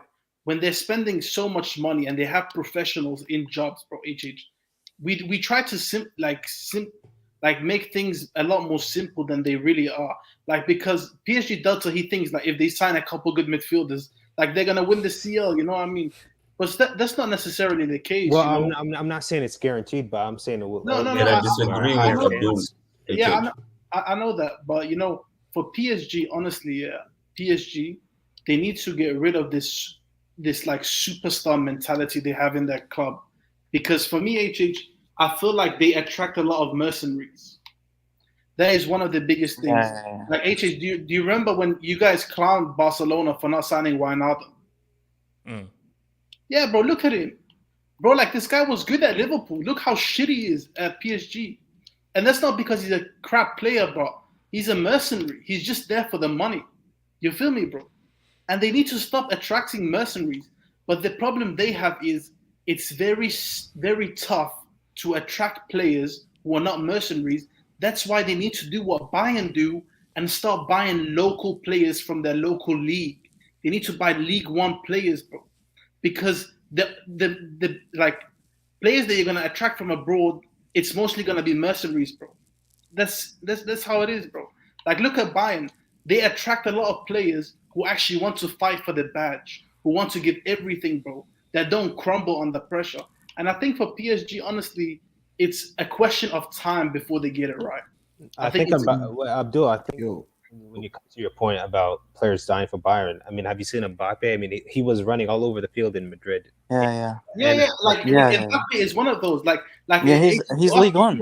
But isn't Mbappe from Paris though? Yeah, he's from Paris. He's willing to die for the badge. Is what I'm as you asked the question, like, do you think like the likes of Neymar, Mbappe, and Messi, are they just going through the motions to win the league? And I think for Messi and Neymar, they are.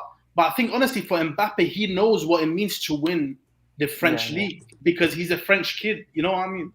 Yeah, he grew up in the No, streets. but I think I think that is true to an extent though. But I still feel that Mbappe sees the bigger picture because I think Mbappe knows what he is. And I think, especially in this age of social media and so forth, you were interviewed on CNN. You're a World Cup winner. You're on the cover of FIFA 22. As you said, the kids are now mimicking you with your celebration right now. So for a lot of kids right now, who are, let's say, 10, 11, 12, the guy is Mbappe because these guys were too young to see Messi at his best. So if you're 9, 10, 11, because remember, like, I started watching football when I was 6, 7. So if you're 8, 9, 10, your Mbappe is your guy. Not Cristiano, not Messi. These guys are geriatrics. These guys are old, washed up geriatrics, Exactly. So Mbappe realized that, I have to maximize what I am right now. And the decision that he's going to make this summer is key because he's saying, like, do I remain loyal and believe in this PSG project, or do I go, look at what Real Madrid have now done? You see, Mbappe must have thought longer than had after that Real Madrid game. I'm like, man, you know what?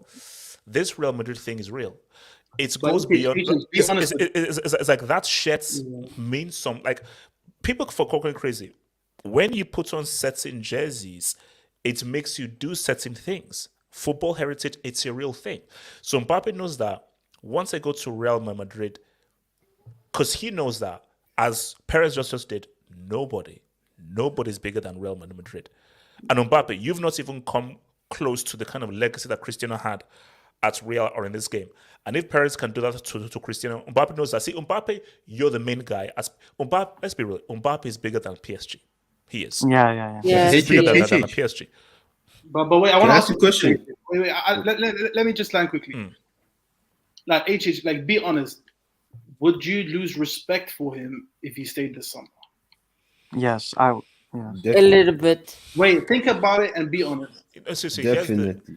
You see, I have to understand the thinking. If it is merely a money thing, I would. If it has nothing to do with money, but he wants to remain loyal because he truly believes, I'm like, hey, man, okay. You see, for me, here's the thing.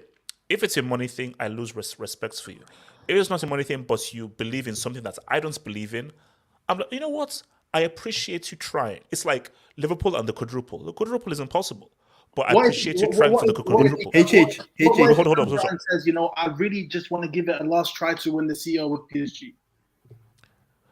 I would say that you're making the wrong decision, but I would appreciate the efforts. But I also say, Mbappe, see, there's one thing of like you're making the wrong decision, but I appreciate the efforts.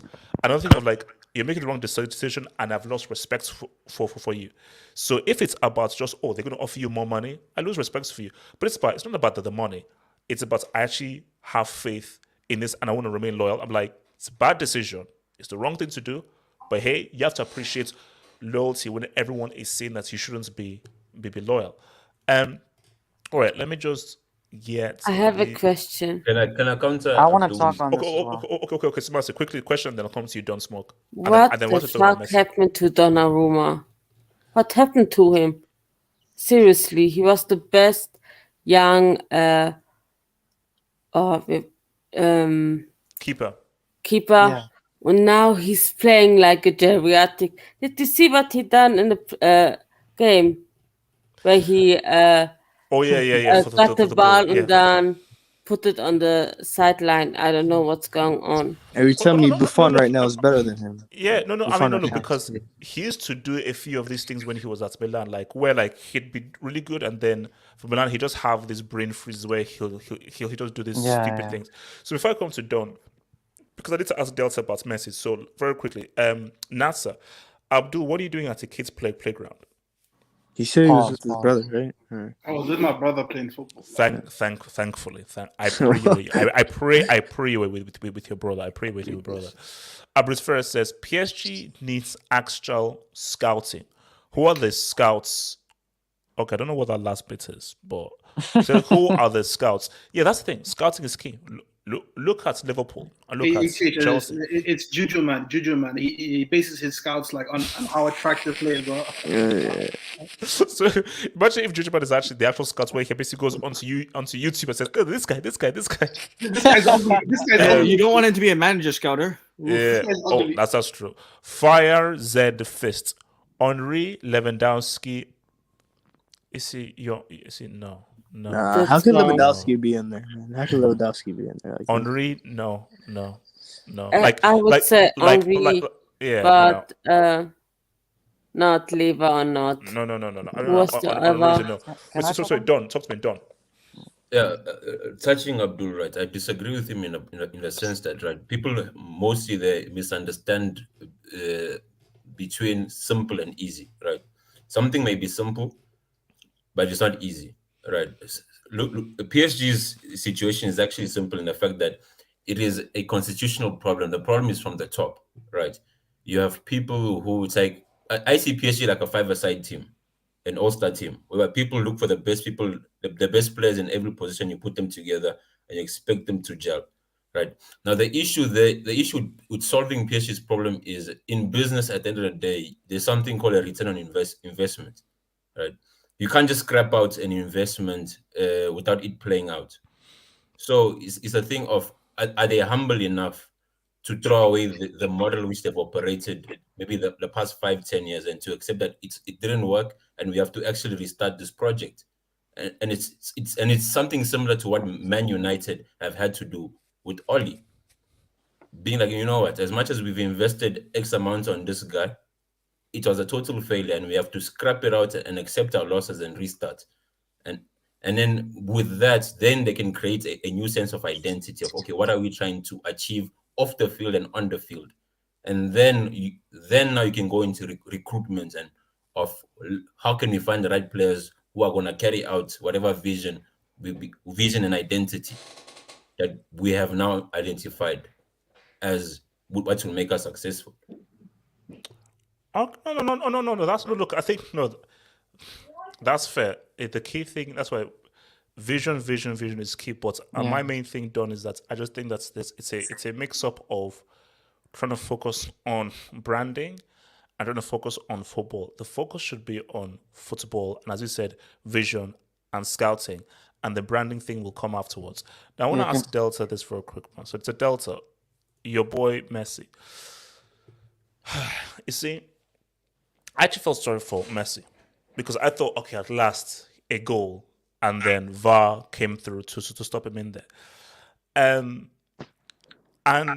there are a few games. I mean, how many games are left right now? Let me just bring up Ligue right now. So in Ligue, they now have a total 6 games left. 6 games left. And I think he's on 4 league goals. 3. Delta, let me ask 4. So Delta, let me ask this right now. Should we still be judging Messi and his goals for this season? Should we still be using this goals thing as a metric to judge Messi? No, man, not at all. When it comes to Messi, I mean, the expectations are high. Yes, he had an underwhelming performances for PSG this season. You know, for someone of his standards, 3 goals is rather embarrassing. I'll give you that. And and I'm sure everyone expected more from him. Now, from my perception, Messi is the playmaker, the one who creates chances, provides assists, and plays deep in the system. You know, not like that penalty box merchant who's just staff pads against the bottom clubs. But yeah, relax. 3 goals. Bro. 3 goals. It's not the player quality. It's the system, and he can't adapt to a different playing style. Hold up. Okay. Delta, hold up. Now, I'm going to say the word that everyone hates. Are you saying Messi is a system merchant? Look, the system merchant. I didn't say look. It's a yes or a no. Is Messi a system merchant? Because you said something. And again, Messi fans don't jump on me. I'm just asking a question. I'm not asserting anything. I'm just asking a question. Question to Delta is Messi a system merchant? No, because he won with Argentina. Okay. He's done nothing for Argentina. What are you talking about? Wait, let's Delta land. Let's Delta. Get that clown out of here, man. Get that clown out of here. What are you talking about? He's done nothing for Argentina. Against geriatrics in Chile and the I'm in the Copa America. Delta continue. All right. Where was I? Yeah, it's not about the player's quality. I mean, look, Messi time has passed it now, but I still believe even if he moved younger, he would still struggle to adapt to this current PSG system right now. Now, people are going to say, "Oh, he's old." I mean, he's 34 years old. He's not at his best anymore. But I still believe if we got even a younger Messi, yes, he would produce better numbers, but it wouldn't be the same Messi as it is in Barcelona, and that's just So, facts. but why is that though? I wouldn't necessarily call him a system merchant. I'll still stand by that. But I think that's my confusion. Because you are confusing me because you said that he's not a system merchant I because he know was of why. Argentina, but then everything you're now saying seems to say that he is a system merchant because it's a different system. You expect him not to be able to adapt. So I'm confused. let's put it this way: he's not as I wouldn't say like for. Okay, I'll compare it to another player, like his nemesis Cristiano. Like in a Pep system, Cristiano wouldn't work, and I wouldn't call him a system player. Now in Messi, in this current PSG system, he's obviously not working. And yeah, he got assists, but like I said before, 3 goals is embarrassing. We're talking about a guy who scored 30 goals last season, 30 league goals. And 91 in the calendar year. Yeah, 91 in a calendar year. I mean, this guy has been hitting like 40 or 50 goals every year. And HH, you know how many goals he has this season? I think he has 8 goals. He hasn't even hit 10 goals overall this season. Messi, like he hasn't even. He used to hit 10 goals in like September, October. PSG Delta, can I just ask a question? Like, don't you think that's because of the system? That's because of like the system. Yeah. The position he plays in Poch's system, which is not favorable for a goal scoring. Because when you see, like, somebody said something very interesting the other day when Ronaldo, he scored that tap-in against Norwich. And they said, why has Messi never been in a position where he can score a tap-in? But that's because he's never expected to be there at that point in time. Like, he is, like, the way PSG play doesn't suit him to score goals. It suits him to be a creator for Mbappe. So Messi's never going to be the guy who gets the chance to score the goal. He's always going to be the guy. But see, Abdul, do you know why I push back on that? Because when you look at what he's done for most of his career, what he did in La Liga and so forth, remember, this is a guy who can create his own goal. This is a guy who we've seen many times beat 1, 2, 3, 4 players and put the ball bottom left-hand corner. So he's not in his. Oh, okay, go on. My bad. We saw him score these kinds of goals a few months ago in the Copa America. We saw him score this. So literally a few months ago, we saw him score goals where he'll beat 1, 2 guys, free kick, and so forth. All different kinds of goals. So you can't just say, okay, he's too old now, he's too young now. Literally a few months prior, before Liga, he was top scorer and he was scoring all kinds of goals. So Can I counter that? I just need to show, because again, my thing is that I need to understand this conundrum, because let's keep it real, Abdul and Delta. Messi tells Pochettino what to freaking do. It's not the other way around. So Messi is going to be like, no, I want to be in position that's best suits me. Even more so, as we saw from Tuchel and we saw from Emery, the higher ups will say to Pochettino, bro, this is one of our most prized assets. You make sure you create a system that's best suits him and benefits him, that he's most happy with.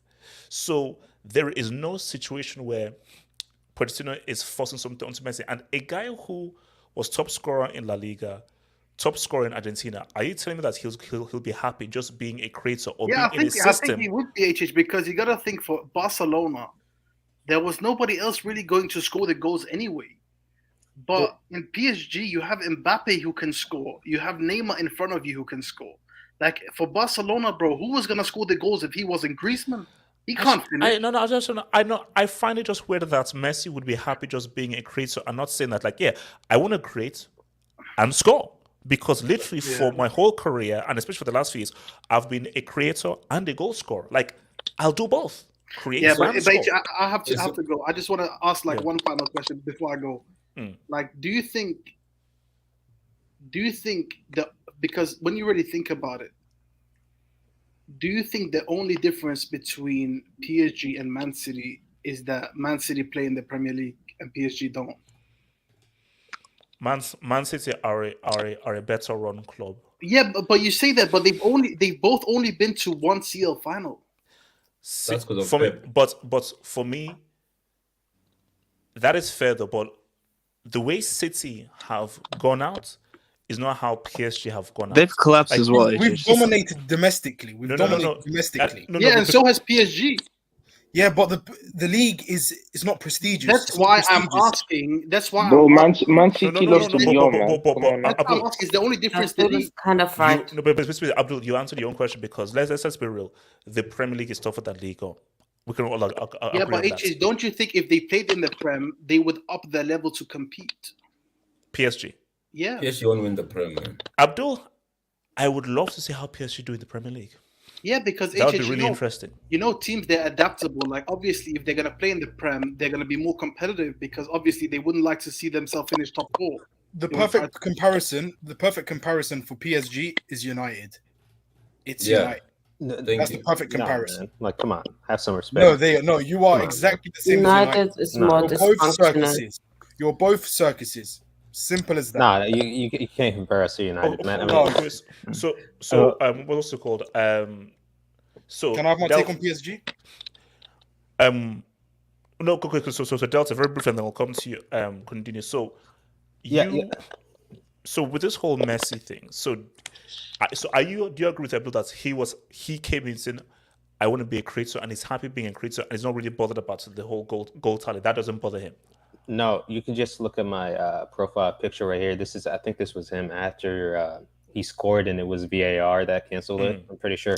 Yeah. So no, he's not happy at all. He's on 3 goals. No, that's an absolutely abysmal and ludicrous to say he's happy with 3 league goals. Messi is the type of player you don't score over 750 goals and be happy with that kind of tally you have. I mean, this guy has won multiple Ballon d'Ors. This guy obviously wants to stay at the highest top of the mountain. And see, my issue with Messi now, yes, you're creating, and yes, I still wouldn't call him a problem. I still think he's doing a decent job. It's not his standards, but I wouldn't say, oh, get this guy out of my club right now. Like an Icardi or Wijnaldum. No, that's just stupid and ludicrous to say Messi is a problem at PSG. He's not the Messi that we expected, sure. And you could say, yeah, he's been a flop, but he's not a problem. The problem is the midfield and the defense. And with Messi, if Mbappe leaves next season, and he knows this is a top 5 player in the world, and Mbappe that left, would you, in his head, am I going to win the Champions League this season? Because we just lost a top 5 player in the world. What's the project? I was promised a project, and I was promised that all the best players in the world would come and, help PSG to our first Champions League victory. Now, who knows? I mean, we could out of nowhere get Lewandowski. Who knows? Nobody thought we would get Messi. Lewandowski he's having like contract issues with Bayern right now. So I'm not. If this happens, I will never come to this hangout again. Well, who knows? Look, it could happen. anything can happen. But Delta, go for it.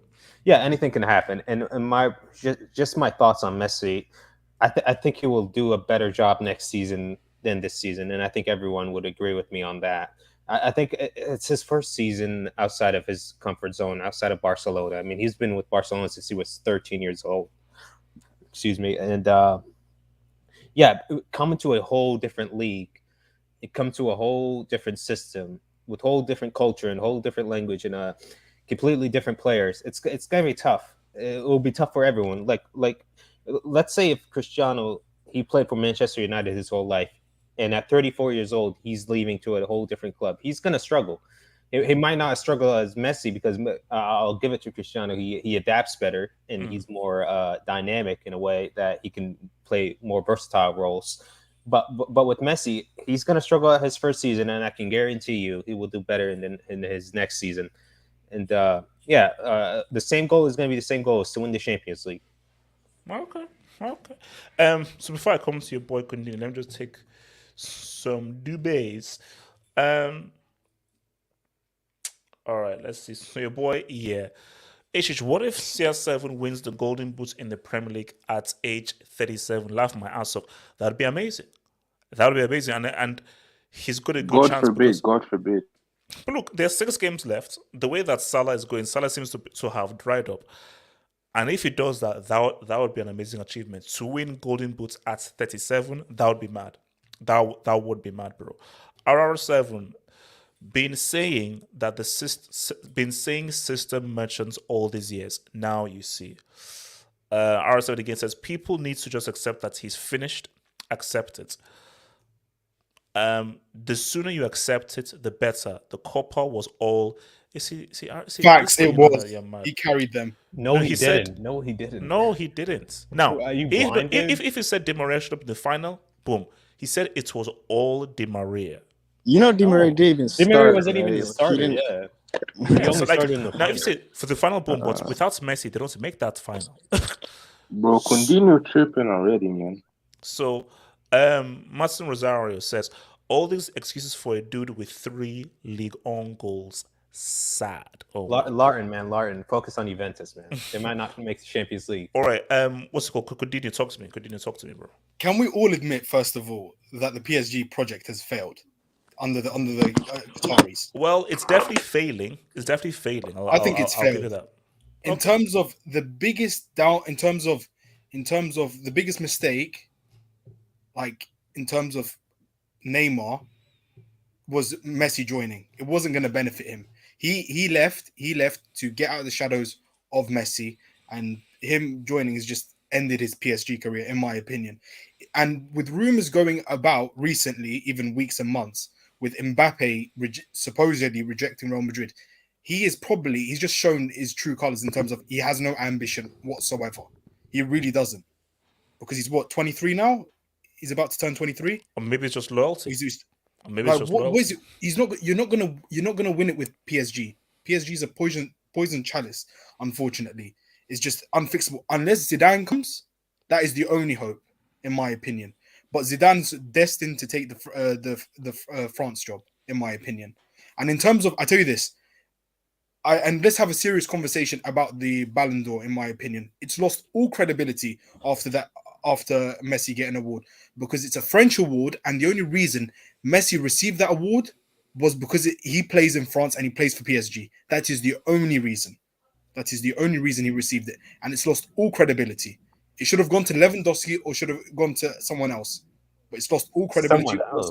Wait, Benzema. Benzema. It should have gone to Benzema or Lewandowski. But the Ballon d'Or wasn't based on his performances for PSG though. That doesn't. Yeah, make it any was sense. a Yeah, top one. that is Top true. America. It was Copa America and Barcelona. So, But Ballon d'Or is just a PR contest. It is. Can I speak about this Messi thing, bro? And can I just say one more thing, just before we man? continue? Just one last thing. The only way you can actually win the Ballon d'Or, in my opinion, nowadays, is either you're in Spain. You have to be at Barcelona or Real Madrid. Correct me if I'm wrong. In order to win it, most recently in the most recent years, you have to be at Real Madrid or Barcelona to win it. Nowadays, well, you're taking away from what Messi and Cristiano did as individuals. Of course, because if Messi and Cristiano did what they did in the Premier League, because only Ronaldo's won it. Only Ronaldo's won it in terms of as an like not in the La Liga. So the performances. Suleiman, talk to me. Yeah, HH. I mean, honestly, like we can laugh all we want about Messi's 3 league goals, but it's honestly sad at this point. Like when you have less league goals than Greenwood, who's been in prison for like half of the season. Suleiman. No, I mean, listen, no, that's not easy. But I mean, for Messi, I think it's just that like not only what did Messi always want in his career? Like he's achieved everything at Barcelona. He wanted to win a trophy with Argentina, which he completed last summer. So like, does he really care what happens at PSG? Like, does he care about his performances? I mean, he's a professional. Like, he's gonna show up. But like he's not obviously gonna perform the same way he did at Barcelona, because he actually he loved the club and he's been there since he was a kid. So I mean, you can't. Messi at PSG, it's failed based on this season. I'm not gonna know. I don't know what's gonna happen next season. Mbappe, I think the future of PSG, it's hanging in the balance based on Mbappe, like whether he's leaving or staying, because he's like PSG's best player right now. So if Mbappe stays, obviously PSG's all the problems at PSG aren't fixed because they still have to like find a manager. They still have to like figure out like how are they going to stop bottling leads in the Champions League? Like what's their culture going to look like? But if Mbappe stays, like that future looks a little bit brighter. But if he leaves, bro, like he's gonna go on a free. Like don't get me wrong, you have endless money, but like Neymar, he said he's only focused on the World Cup in Brazil. Messi, you've seen 3 league goals, so like PSG, they have no future if Mbappe Wait, leaves. Man. Suleiman, like, okay, you could say like if Mbappe leaves, like we're done for, we're dusted, but there are players, like a few players, I would say, like at Mbappe's caliber, like Lewandowski and Haaland could be, but I'm not totally sure. He's close. We're He's close. going to talk Haaland. We're going to have a real conversation about Haaland, bro. So No, Haaland is quality, but like he's injury prone, first of all, and he doesn't have that individual quality of Mbappe, where Mbappe he can make his own goal. Okay, wait. So who hasn't spoken yet? So really, Oh, me. I'm gonna be quick. Yeah. So I left originally because I was done here, but I heard what everybody said, so I just wanted to put a little bit of my opinion about it.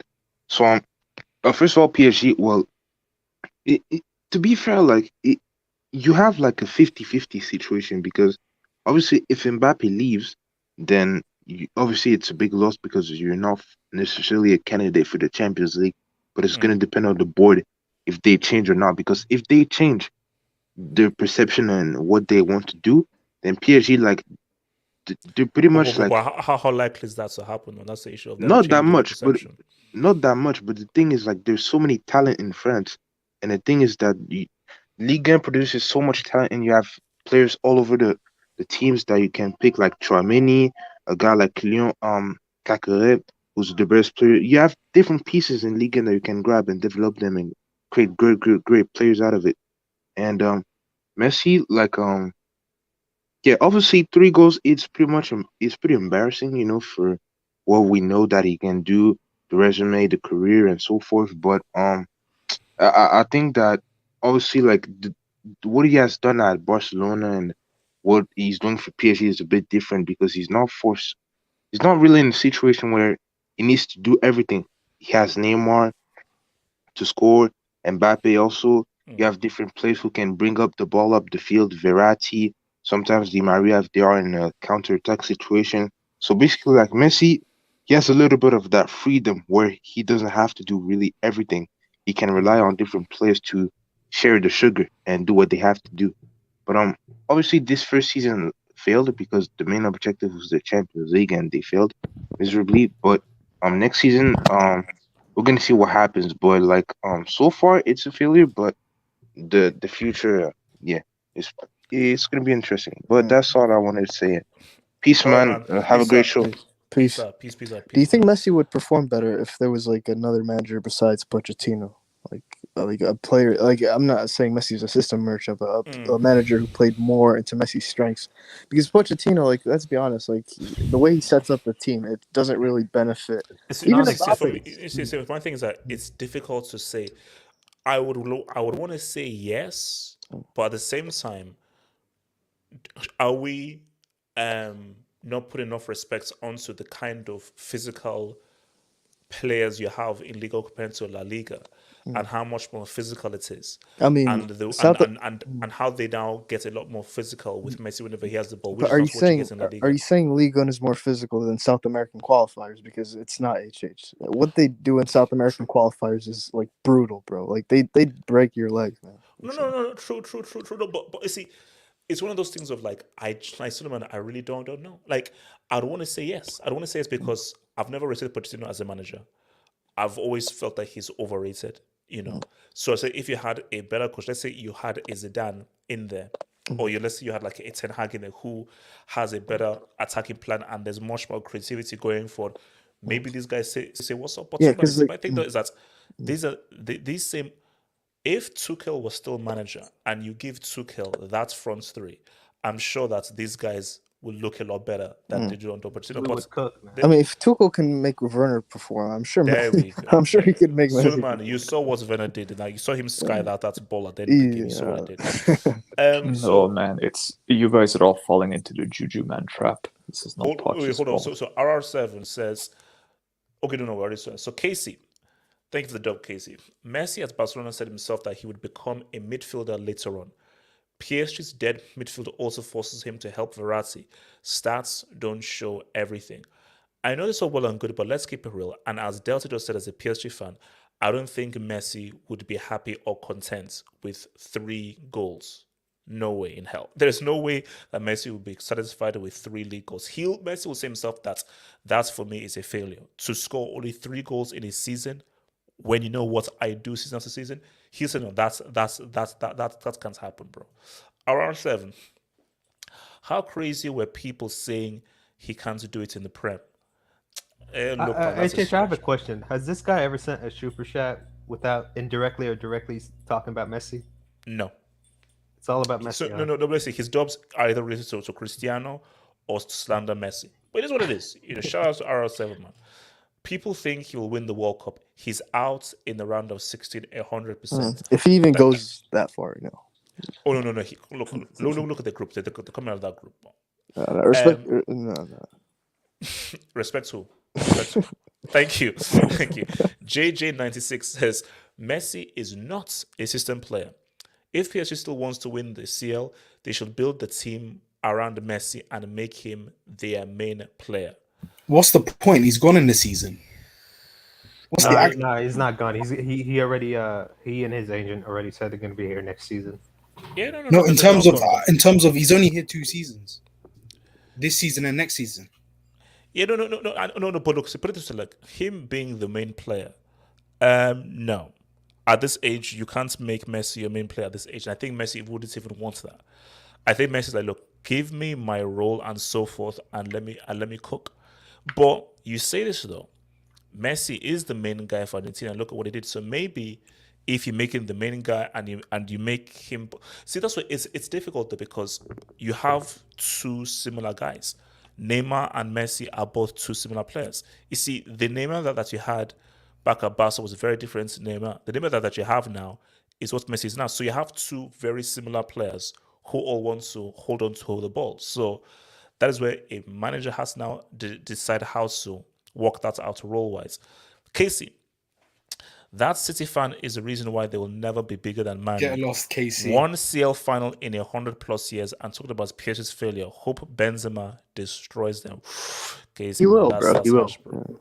So okay, look, guys, I wanna bring this in, man. Hold up. So I actually want to come to your boy with this, man. Let me come to your boy. Continue with this. It is believed that he's headed to Man City. And you would think that, you know, with Man City struggling to be clinical and so forth, you know, these guys, they create chances for fun and so forth, that all they will need is a finisher, a cold-blooded finisher like a Haaland. And a CDM as well. A CDM as well. Well, you mean because Fernandinho is leaving? Fernandinho is leaving, and to be honest, Rodri's been untrustworthy. Let me say this though. My thing here is, and the real question is there a tax? Are we so sure Haaland will be successful out of the Bundesliga? There's no guarantee. See, here's the thing though. I am not saying that this guy is Werner, because Timo Werner is a very, very special case. You know, I'm not saying he's a Luka Jovic or an Andre Silva, but all I'm saying though is, let's not just be so quick to assume that if he was to move to Man City, he's going to hit the ground running and score 30, 40 goals and so forth. Because I just feel that, you know what, I'm not saying that he'll fail, but let's just not to be too quick to think that he will succeed. So, because I want to really talk about, because really we don't know where he's going to go. But I want the discussion just to be, let's just say it's Man City. So let me confess to continue then to Don. I've got a really unpopular opinion. I'm going to probably get slandered, yeah? Okay. I think Julian Alvarez will have a better career than Haaland at City, in my opinion. Better career?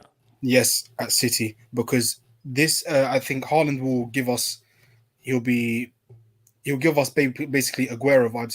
He'll score goals, but he'll be unreliable in terms of like his recent injury record. Correct me if I'm wrong, is pretty poor, and that just gives me Aguero vibes in terms of his injury record, and he won't be probably relied upon. We'll probably depend on him, and we'll probably have the same situation as we're stuck in now in terms of depending on the false nine system or having Gabriel Jesus. So, in my opinion, I think we're probably going to depend on Julian Alvarez in the long term than Haaland, especially. And I saying this. So I saying that there's a tax in Bundesliga tax. I wait for that as well to consider, because you don't know with Werner and other Bundesliga players, apart from with the exception of Kai Havertz, who's only been the only success to come from the Bundesliga in recent times. I don't. Gundogan. Wait. I have a question. In terms of attacking, Gundogan, disagree. Gundogan is now the highest goal scoring German in Premier League history. So what's the point of buying Julian Alvarez if you have already like Gabriel Jesus and you're getting Haaland? What was it? I think Jesus is pretty much done though. So can we just clarify first of all? He's mostly used on the wing, and if we're really desperate, we play him at striker sometimes. He's even said in interviews, he said to Pep, he's come into his office and told him, play me on the wings. I'm useless up front, and he is. Apart from that, lucky, and I would say this deflected goal against Chelsea, that was lucky. That's the only time he's been useful, and the 100 and that goal in the 100-point season. If it wasn't for him, then we wouldn't have got 100 points, and he will always be a great servant to us. Okay, let me ask this before I come to Don. Do you want Haaland? I'm not going to complain if we get Haaland. So basically, you don't want Haaland. So so there is no desire for you to go on into that's it, man. I want Haaland. I'll take whatever strikers there's available. But in terms of, I don't know how I'm going to feel. The whole Bundesliga tax worries me. The whole injury record worries me. His antics with his agent and his dad worries me, because he would probably, when bad results come out, he'll probably throw his toys out the pram and interviews left, right, and center. That's why I would rather have no Mino Raiola client. I really don't. So Lukaku 2.0 basically. I don't want a Raiola client. I really don't want a Raiola client, because that will unsettle our squad. It's just going to cause massive issues. You got to also think about like the whole package you're paying him. Like it's his, like it's just not worth it. I'm hearing some crazy wages, bro. You can't be asking for those wages when you've not really achieved anything. He's holding the whole package. I've heard it's like 250 million or something. Like no, it's 300. It's 300 million. 300 million. Oh my. Yeah, 300 million. It's just not worth it. This is the thing that gets me, does that. Okay, you say this. Who's gonna pay that when this is all about what have you done lately? What have you done in the past week, the past month, and so forth? Nothing. Bundesliga as of right now, you've not done anything for any club apart from PSG, who are marketing dudes, to go out and pay that amount of money for the package. The only dudes who will do that is PSG, not because you are that good, it's because, hey, can we sell Haaland to the kids? Haaland as a PSG player. But based on just your football exploits, who the hell is going to pull out 300 mil to get you? That's madness. How is he going to? And also, there's no guarantee he's going to be able to deal with. Okay, he might has a physical build in terms of as Zlatan type. He doesn't work for Pep's system, and this is why I said that whole Cristiano to City thing was all cap. That Cristiano City thing was all cap. But this is the thing. This is the thing. Like a lot of people are saying he doesn't fit his system, but then people when we were linked with Harry Kane, he doesn't fit the system. I just don't understand. We've been playing with a striker in terms of Aguero since there was a short period where Aguero was dropped and he had to pull his socks up and elevate his performances. But in terms of that, I think Aguero's more technical than Haaland, Haaland, by the way. I'm just worried about Haaland. I really just worry about Haaland. Okay. So would you rather have Kane? No. Hold on. No, I don't even want Kane. I don't want Kane. I don't want. So Don, talk to me. Your club, Man City, man. Would you want regarding the perfect player? I think the most perfect player would have been Kane, because I think apart from Benzema, he's the next player who can drop into that false nine and help in the build-up play, right? But if you look at our past two games against Liverpool, right, Jesus what we need. All we need is just someone clinical, right? Even the games against Palace, the chances will be there, but just that a decent striker scores you a clear chance, and a perfect striker scores you a half a chance, right? Now the thing is the Bundesliga tax? Yes, there is, right? But all we need Haaland for is just to finish, and Haaland also gives us a different dimension in the fact that with Haaland, we can play the long balls. KDB can actually cook, right? But when you look at how Pep plays and what Pep wants from his strikers and so forth, do you believe Haaland can work in that system? No, Pep doesn't do long he's ball. got a heavy touch, right? He's gonna stifle our build-up. That we know, right? But Haaland he gives us an extra tool in games in which we can unlock. There's no that, like, for example, let's look at the Chelsea final, right? They blocked all the passing lanes. They're like, if you want to score, it has to be through headers, and we got good defenders. Games like that, you need a Haaland, right? Because it's that thing of whereby it gives you a different option, and him being 6'4". But that's the thing. When you look at that all or nothing documentary and so forth, does Pep strike you as a guy who would use? The only time Pep will use a plan B is if he's desperate, when he used to put PK or Javi Martinez up as striker when he needs a goal. But apart from that, Pep is not a guy that has a plan B. Pep is that plan. If you do the plan A properly, you will win. There is no plan B. Hence, I agree with Kundino when he says that Julian Alvarez may have a better career because he's what we expected Gabriel Jesus to be. Whereby you have a guy who is agile, can move left and center, but he's also clinical. The key element is clinicalness, and that's what we've lacked. There's many games which we could have put to bed had we had a look at Liverpool on Saturday. Gabriel Jesus. You don't even have to be a world-class striker. Even Nkunku from, I think he's another option who I would have liked because he's clinical, but he can also help in the build-up play. And I think Pep is more like, you know what, to get us over the line, we may need something different. It's more of Pep being humble. If it was up to him, I think Pep would have went for. Hence, Pep wanted Kane because Kane would have been the perfect striker for our system. He can drop. He scores headers, scores half chances, can also assist. So I think it's more of the best next thing. There was a while back.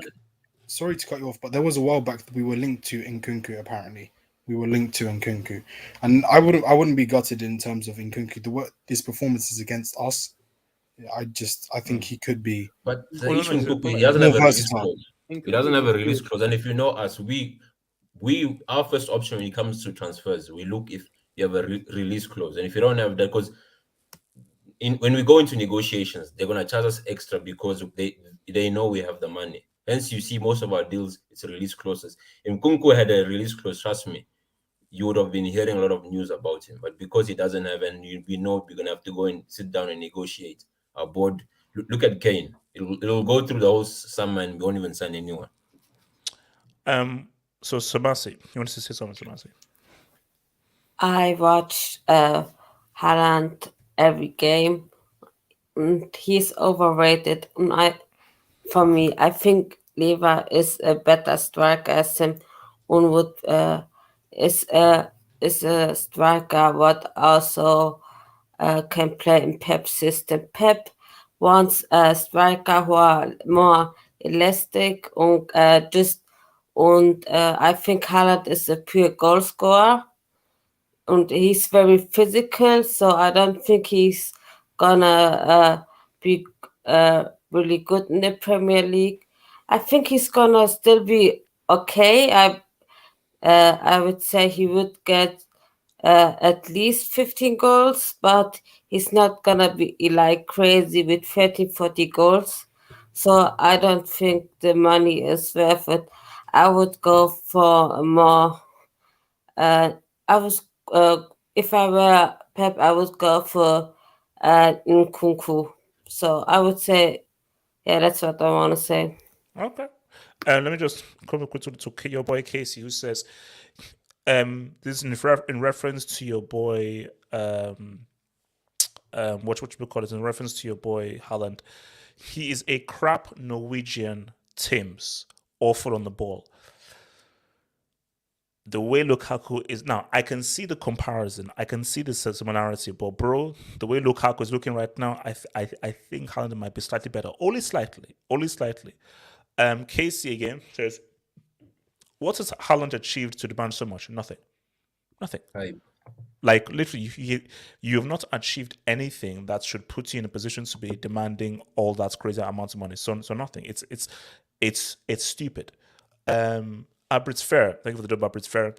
Man City fan talking Bundesliga tax while KDB and Gundogan are Bundesliga. Different positions. Different positions. Yeah, Haaland had natural finishing ability, but he can't create his own goal. I think when it's mainly a striker thing. Hence why you look at Luka Jovic at Real Madrid, you look at Timo Werner for Chelsea and so forth, and also Andre Silva when he went through wasn't really much.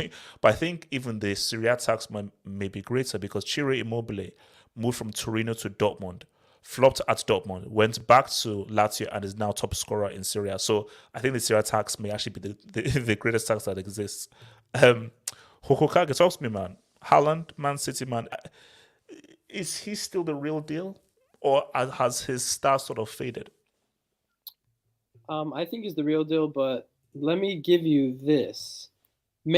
Pep has made a Champions League final. Every time he's made a Champions League final, he's made that Champions League final without a distinguished striker. Am I wrong?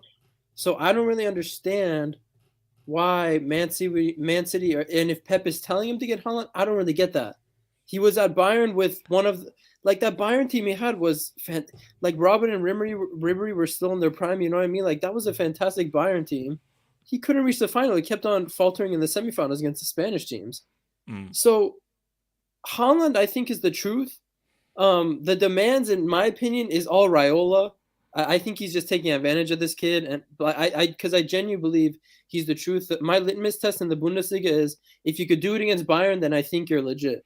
A lot of like these Jovic guys, these Werner dudes, they couldn't do crap against Bayern.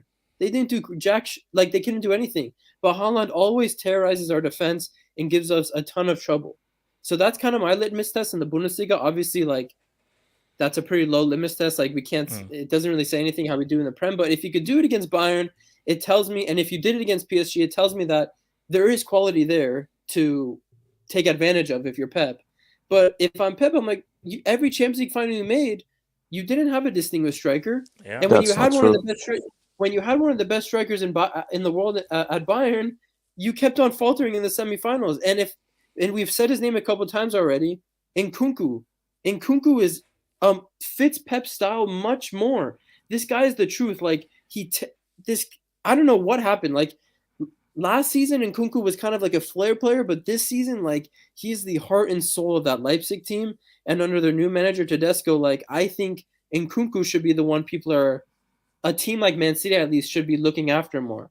A Haaland who was like a distinguished number 9 and everything, like a striker, should be for teams that actually have a striker. Pep doesn't play an out-and-out number 9. You know what I mean? Like Phil Foden sometimes played there, Jesus. So like for me, it doesn't make sense. And now if Haaland goes, I'm interested to see what can Pep do. I'm interested because he has to adapt his play if he brings in Haaland and he's going to start an out-and-out number 9. He has to. You can't just keep playing the way you do. Like the attack kind of changes. Sorry, can I respond to that real quick? Okay, real quick, I want to come to Michael. Yeah. The treble he won at the start of his career was with Samuel Eto'o as striker. I mean, he played Lewandowski, obviously, always played him as striker. He played Aguero, who I think is way more technical than Haaland, by the way. So I'm not sure if the whole striker thing is true. But I think he may be referring to Man City, and when they made the final, they didn't have a recognized striker when they made the final with Man City. Yeah, I think they would have done better in the final with an actual striker. I just don't think Haaland's his system has evolved this decade. It's still not that same tiki-taka, whatever the hell he was doing at Barcelona. Like this past 10 years, he has evolved this game. So I don't know how much a striker would affect the system. Like you made a Champions League final last season, and sure, you guys falter. I think Chelsea's defense is very tough to break down. So just get caught. This is the thing. You can't go into the season with the same tactics. It doesn't work. Most likely, it doesn't work second time round. It just doesn't work. And if you've seen us, the story of our season was we cannot finish to save our lives. We've got 2 players who are born offside in Sterling and Gabriel Jesus. Well, They are literally born offside. It's very simple. Which is why it could be this Coco kid. All City need is a striker with amazing movement. So because City creates loads of chances and City are amazing at passing. So all they need is a guy who knows how to be in the right. Basically, put it this way: pick Van Nistelrooy would be perfect for Man City. Exactly. And I tell you this is what I hate about Pep, yeah? We have a striker, yeah? He's a youth player, yeah? But he's killing it in the youth system. And he's young. Okay, he's had injuries. Yeah, he used to play. Who is he? But his ball control sucks, man. Delap. The kid. His name's Liam Delap. His dad Rory Delap used to play for Oh, Stoke. yes. I don't know about, yeah. So this is what I don't like about Pep so much. He doesn't play youth as much. And I don't know how he's managed to convince one of our talented players who was being touted from Liverpool and United and even Chelsea, and he managed to scam him into signing a new contract. I just don't know how, because he's not being paid whatsoever. He's like Haaland. His build-up play is bad. I've watched him play. Hence, I'm saying the most perfect striker for us at the moment would have been Kane, because that build-up play is what's essential to that false nine. Hence, a Benzema would. We need a long-term. Wait, hold on. Let me bring in Michael in this because he's not speaking. So, Michael, your thoughts? Do you think a player like Haaland, from what we know of him, would work with Pep? I think that Pep and Haaland, they don't mix for the system. Yeah, this is the problem because he doesn't really suit Pep's system. I like what Coutinho said. I think Julian Alvarez will be a perfect match with City with his movement off the ball, and I think he can be in the right position to score the goals. Look, you can't deny Haaland, his goal scoring is ridiculous. The physicality he brings, the speed, his shot power, everything. He's just a natural goal scorer. I worry about his link-up play when it comes to Pep's system. Also, can he do it against a low block in the Premier League when you go against Norwich, Burnley, and these sort of teams? Obviously, I love watching the Bundesliga because it's so wide open and there's just so much attacking play. But in the Premier League, you're going to have teams who just park the bus and be Brexit football. That's what it is. Yeah. That's what it is. And I wonder if Haaland can adapt to that. Look, he's only 22 though. We have to give him time. And I don't like people saying Bundesliga tax. You're just saying Bundesliga tax because of Timo Werner, basically, in my opinion. That's just my opinion. Because look at Son, look at Firmino, look at Aubameyang. All of these guys almost immediately worked out right away in the Premier League. So I think in terms of strikers, Michael. In terms of strikers, Aubameyang was a striker. Timo Werner is a striker. Aubameyang got right away. Son was a forward for Leverkusen. He was pretty much a striker for Leverkusen, like wide forward. So, but if he doesn't go to Man City, which I think he will, where do you think then Haaland will go? Because he doesn't really fit. I would say maybe Barcelona. I don't know where he would go. Chelsea. If Chelsea, yeah. Let me see. If Ban Lewandowski thing doesn't work out, he's going to Bayern. Yeah, because their board member was speaking We're about. We're not paying 40 million. Yeah, can. We're not paying that wage, bro. We're not paying that wage. No, that's the thing, though. That's the wage. HH. If he remains with that wage, then that's not happening, bro. I have to ask you guys, how many of you guys have actually watched Alvarez play? I've watched him a couple of times. He's really good, but obviously, South Americans, when they come to the European leagues and especially the Premier League, it's going to take a while to adapt. So what player does he remind you of, though? No. Aguero. Yes, exactly like Aguero. His off the ball movement is fantastic, and his link up play. Basically, look, you can look at his YouTube highlights. Basically, it's like a very typical Argentinian. So maybe if you guys used to remember like Pablo Aimar or even Ariel Ortega, but it's just a very agile, light on the foot kind of forward. But the thing though is playing in Argentine League against Boca Juniors and something is very different from not playing the Premier League. But it looks it the skill is there. And if Pep has pinpointed and scouted a player, he's no scrum. And also remember, you're not just getting a guy from what he's Argentina, you're getting a guy who will now be working under Pep, and Pep can improve. So I just think a player has to first be in the mold of Pep before you can even say what's up. Can I just say one last? Okay, one last thing, and then we have to move to our last topic. One last thing. Pep dictates what he wants. He basically runs the club. He tells the board what he wants, and they get him to the best of their ability. And I think Haaland will benefit us in terms of the Champions League more than the league, in my opinion.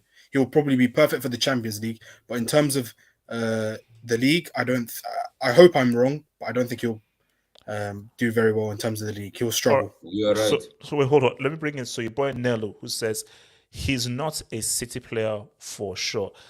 Yeah, he doesn't look like if he fits what Pep wants. But because again, we're just reading rumors and stuff that we're seeing online. We don't really know whether has Pep come out and said I am going for Haaland. We don't really know whether it's come from Pep. And your boy Casey says Kane is an excellent passer, but he isn't more mobile. You see, Kane in Pep's system, I don't know.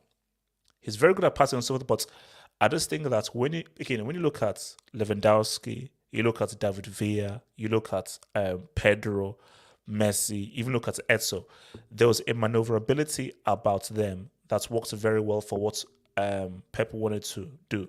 Kane, very good at passing, good shooting, but his footballing ability and his agility just isn't what it was. And mentality as well. Mentality. No, not even mentality, just his footballing ability isn't what David Villa's was, Samuel Etso, even freaking Pedro, and so forth. So guys, look, final thing that we're going to bring in here because it's the big one, and we're building up and we're building up and we're building up to this whole thing, man. Now, as I said, I don't care what anyone says. He never touched Alonso's hand. It never touched Alonso's hand. It never touched Alonso's hand. It never touched Alonso's hand. So we should be here. We should be here. But it is what it is. So I want to come first to. Oh my God. I want to come first to Osasuna. Osasuna, do you believe you can beat Man City, or do you feel that this is as far as you guys go? I mean, with this team, I've gotten used to basically just a couple players show up, a couple handful of players alongside Benzema who will show up for our match and we'll just win it. I've kind of just mentally gotten used to that. Like, I think that's just how we play now. I think that's Ancelotti's tactics. That just it's just vibes, and a couple players show up, and sometimes that's just enough to win a football match. And even against Manchester City, if the right players show up, right? If Militao has a god game, Modric dominates the midfield, Benzema gets a couple goals, we'll win the match, and it'll be very easy. But it's not obviously that simple. I think we have to actually have a plan that's not just going to be sit back like we did against PSG, because obviously we're not going to approach this game like we did against Chelsea, because Chelsea are pretty much the opposite of Manchester City. Oh yeah, it's a different game. You have to approach it extremely differently, and I think the way that we have to do this is basically play the way they normally do. On the counter, we can't just go at Man City like we did at Chelsea, but not like PSG where we just had no plan. Just actually have a very concrete plan to counter via the right side. But my thing though is that, do you think you'll be able to, if let's say City, everyone is fit, De Bruyne is there, Foden is there, do you think that defense will be able to cope with City's passing and them trying to find those channels? I don't know. It depends on if they have a good game or not. That's literally how it's come down to with Real Madrid. It's nothing to do with a system. It's literally, are these players up for it? That's how it's become, and it's difficult to watch sometimes because it's worrying.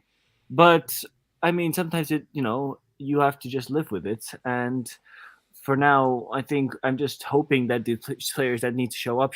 Like, there's not much to preview with Real Madrid anymore. We've seen it with PSG and with Chelsea. Just a handful of players will show up. You only need two players to turn up, by the way. Yeah. You only need two players, Modric and Benzema. Once they turn up, game over for us. Yeah, I mean, it's not game over, but I think we have a very good chance of winning then. So I think overall it's going to be very close. We're not going to get destroyed, and we're definitely not going to destroy Man City.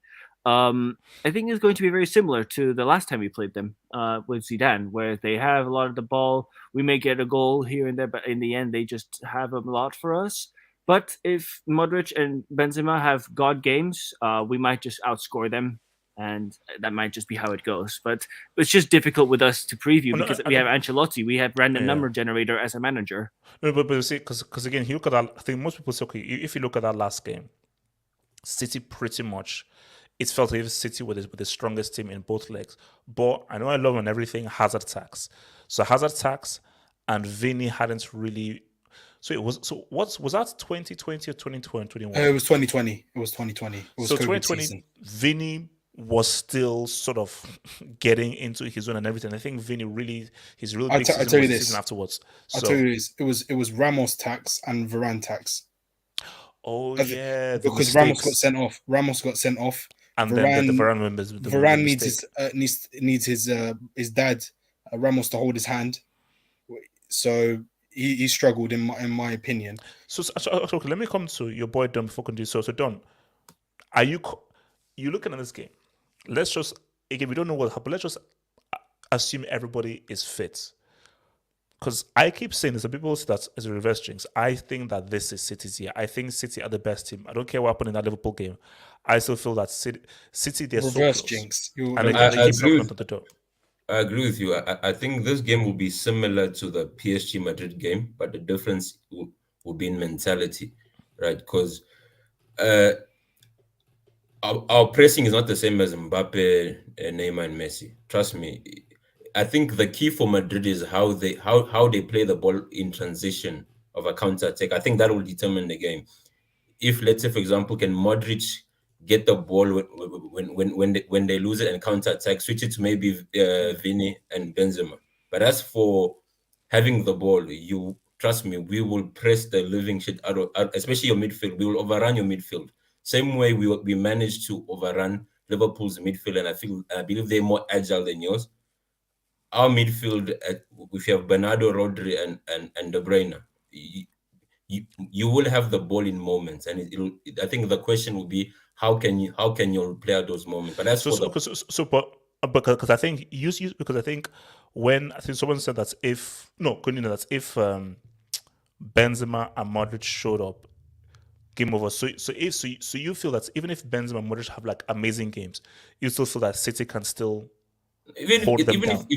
I think defensively, right, we are a bit more resolute. Whereby now I think we are better off defensively than we used to be, right? And testament was that. Are you sure? Are you sure? With all due respect, are you sure? Because nowadays, in recent weeks, we've looked shaky. Literally, it's like they're all shaking when they don't have to clear the ball. Do you see us against Atletico? Do you see us against Atletico? Like, well, that wasn't a football game, bro. That was. I know. Put context. We played 3 high intensity games. Yeah, I know that's true. But this is the thing. We look complacent. Let on. Right, we played 3 high intensity games in 7 days. So of course we are gonna be leggy. But hence I'm saying now there's been a shift in mindset whereby before we could only win playing good football, where now we can actually win playing ugly. Like we can all go back and it's something ever since Diaz came. Even if you notice last season against PSG, second leg, we can actually defend now as a whole. Hence I'm saying, even if PSG have their moments, we still have the ability to come back. And the question would be, the chances we get, are we gonna finish them? Hence I'm always pissed about our finishes. Because the chances will be there. The question is, will we take them? Because in reverse, just like how Liverpool were, give Benzema 2 or 3 chances, he will score a brace or a hat-trick. So the question will be, can we take if we take our chances, we're gonna blow Madrid. Unfortunately, we can't. Unfortunate. Okay. So let me come to undisputed, bro. Now, be respectful. Please be respectful. This is a very tough opponent. Very, very tough opponent. We are talking about a team that knocked out Bayern, 6 times winner of this competition. Juventus, 2 times winners of this competition. These guys have got at least like 4 or 5 players that would get into our first 11. I mean, you're talking Pau Torres instead of Matip easily. I mean, you're looking at I think Lo Celso is probably better than Henderson. I think Chukwueze over this version of Salah, easily. And Gerard Moreno. Let him cook. And then Gerard Moreno as striker. I mean, I think these are 2 very evenly matched teams. 2 very evenly talented teams. Sorry. from what I heard, I think Moreno is out for four months. So even then, they've got a lot of ballers, man. They've got some ballers. It's going to be a very tough game. And but I think if we go through here, we're going to win the final for sure. Because no matter who we face in the final, they won't be as good as the team we face now. But it's important that we make it through. And it's this is why you're the most hated fan base. You have no handles. What has, because you have a very, because I'm sure the streets will agree, this is a very different tone that you had in previous hangouts and so forth. So what has changed? I'm a humble man. I've become a humble man. I used to be very... No. Do you know why I said? Because you know how close the quadruple is. And you now realize that it could be a real thing. So you're not trying to just, cross those T's, dot those I's. Yes. I'm going to be honest here. Out of all the trophies, out of the three trophies that are left to win, this is the one I'm most confident about. Like, okay, now I'm going to stop trolling. I'm actually serious. This is the one I'm most confident. Like, we got this in the bag. I don't have a doubt in my mind. Chelsea could upset us in the League Cup final. I think City are winning the league, but this FA Cup. FA Cup final.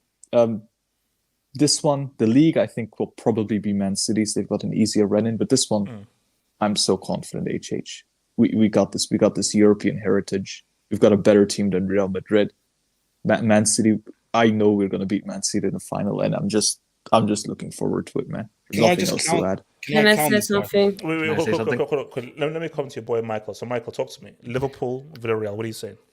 I know what Undisputed is trying to do. He's trying to do a jinx, but I'm not going to do that. I'm just going to speak football facts here. Look, if this was Chelsea, you would be confident, wouldn't you? You would be 80%. Chelsea would be in the final against Villarreal. Same thing for Man City if they played Villarreal. Liverpool fans should be confident. Yeah, Michael, let me real. See, my thing though is, I would be wary because of what they did to get it. Because of 100%. Juventus and Bayern Munich. Whether you say, they're not a very good year, Bayern, the fact that they beat Tottenham, I'm like, okay, wait a minute.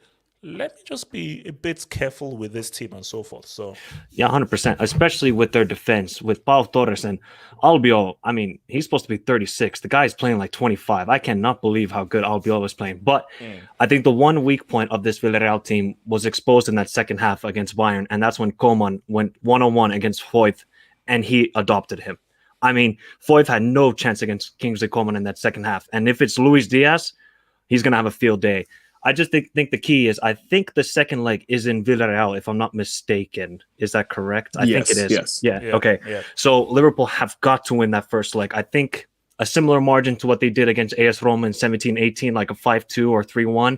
And then in the second leg, I think Villarreal have been one of the best home teams in the Champions League, other than, Carrick at the wheel and beating Villarreal. That's the only time I think Villarreal have lost in the Champions League at home. So I think the key is just the first leg. And if Liverpool can win by 3 goals or 2 goals, I think we're pretty much in the final. And look, this is the Champions League. Liverpool in the Champions League. We know what's going to happen. But do you share on this specific in terms of, let's use in terms of confidence, are you more confident for this over the FA Cup and the league? Yes, I'm more confident about this than the league. I don't think we're going to win the league. I think we're going to win the Champions League, and then FA Cup. I'm not confident either, to be honest. Actually, no. Okay,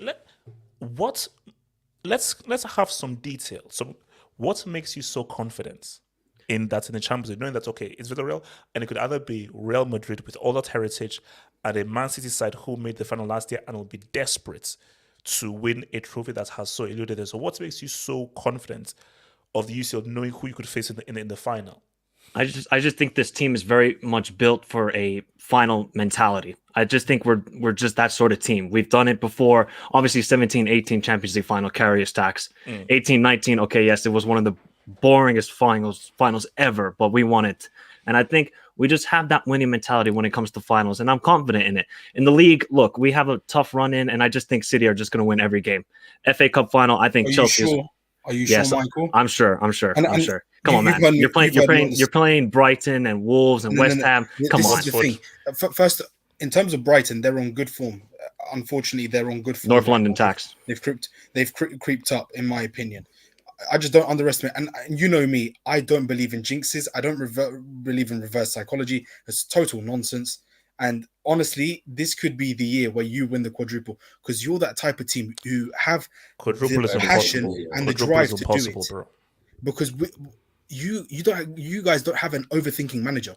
Your defense is solid, your midfield is solid, your attack is solid. In terms of if El Dio turns up, honestly, it's game over for everyone in the world, in my opinion. And one last point I want to Honestly, make is I'm going to say something Go ahead. very unpopular in terms of Salah's Liverpool career. Currently, it's finished, in my opinion. Like, I was correct just me about if to I'm say wrong, something about him. because he's 4 months, no massive impact. And if he has such a great mentality, in my opinion, if he's such a great player, he would get over these losses. He would get over these losses, in my opinion.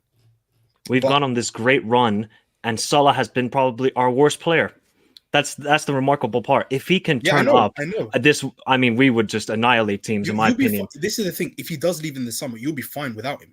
You'll be fine. It just Because depends your on who we scouting replace him system- with. Your scouting system will find someone better. You probably find someone in that some ilk and probably replace him and build up this player and make him better. So, HH, can I quickly ask you something about the quadruple, right? You say it's impossible. Fair enough. Yes. It is impossible. But hypothetically, if we win it, are we the biggest club in England officially? If no, hold up. If you win it, your players have to be drug checked. Because the reason why I think that it's impossible because you're a hater. You have to have played at an extremely high level for 60 plus games, and I feel that is just physically impossible throughout a season. So if that happens, something is up with regards to what you're doing physically with your players. I mean, your goat is a cocaine addict. So but I ignore that. But anyway, but beyond Samasi, that, what do you want to say? Samasi, you want to say something? Samasi. First of all, I can't believe he lost against Villarreal. I'm still not over it. And I think Liverpool is going to win it, but it's going to be closer than I think. By the way, because I hate Liverpool because of the Liverpool fans. They're the most arrogant people on earth. Seriously. By the way, I hope Real Madrid is... But I think Real Madrid is going to win against Man City because Benzema and Modric are going to show up. I think they're going to win it. So my final will be a Real Madrid and Liverpool final. And I'd say it's 50-50 because they both can win it. So before I come to the fake City fan, Abdul, shout out your boy Casey who says, Liverpool have a 50% win rate in finals in the CL era. So 05... 07. Lost. 07. 18 lost, 19 won. Win, yep. Yes. Oh, wow. Okay. Abdul, fake City fan, man. Talk to me. City against Madrid. HH, my brother, he's an avid viewer of the Hangouts. Hello, Abdul's brother, man. He wrote a poem for you. Can I read out? Can you send it to me? Say no. Abdul, send it to me in the DM. It's just 3 lines. It's just 3 lines. Can I just read it? Like, he would be very, very happy. Read the first word. Roses are red, violets are blue. I said the first word. Your hairline is dead, and so are your footballing view. Now let me Red card. Red card. Did you write that, or was that your brother? Was that to you? That was my brother HH.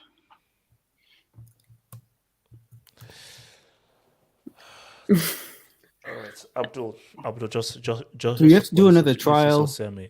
Just talk about this UCL Semi, bro. All right, HH. What's it called? Which game? Should I start with? It's your City against Real. All right, HH. Honestly, I think Real Madrid will go through HH because I have no confidence in Pep in the CLHH. Like Pep, HH. I know we are the favorites, but we are always the favorites. You're stealing my lines. HH. You know one thing. Like when something is when we're all the fact that we're always the favorite and we never win it means nothing. You know what I mean? So it basically means nothing. Because HH, honestly, you saw what happened against Liverpool. And I know we weren't starting our best team, HH, but you saw what happened against Atletico Madrid. We struggled against a team that we are far superior than. And I think our players, they don't have the bottle when it comes to the biggest stage, HH, because they have a lack of experience. They've never won the Champions League.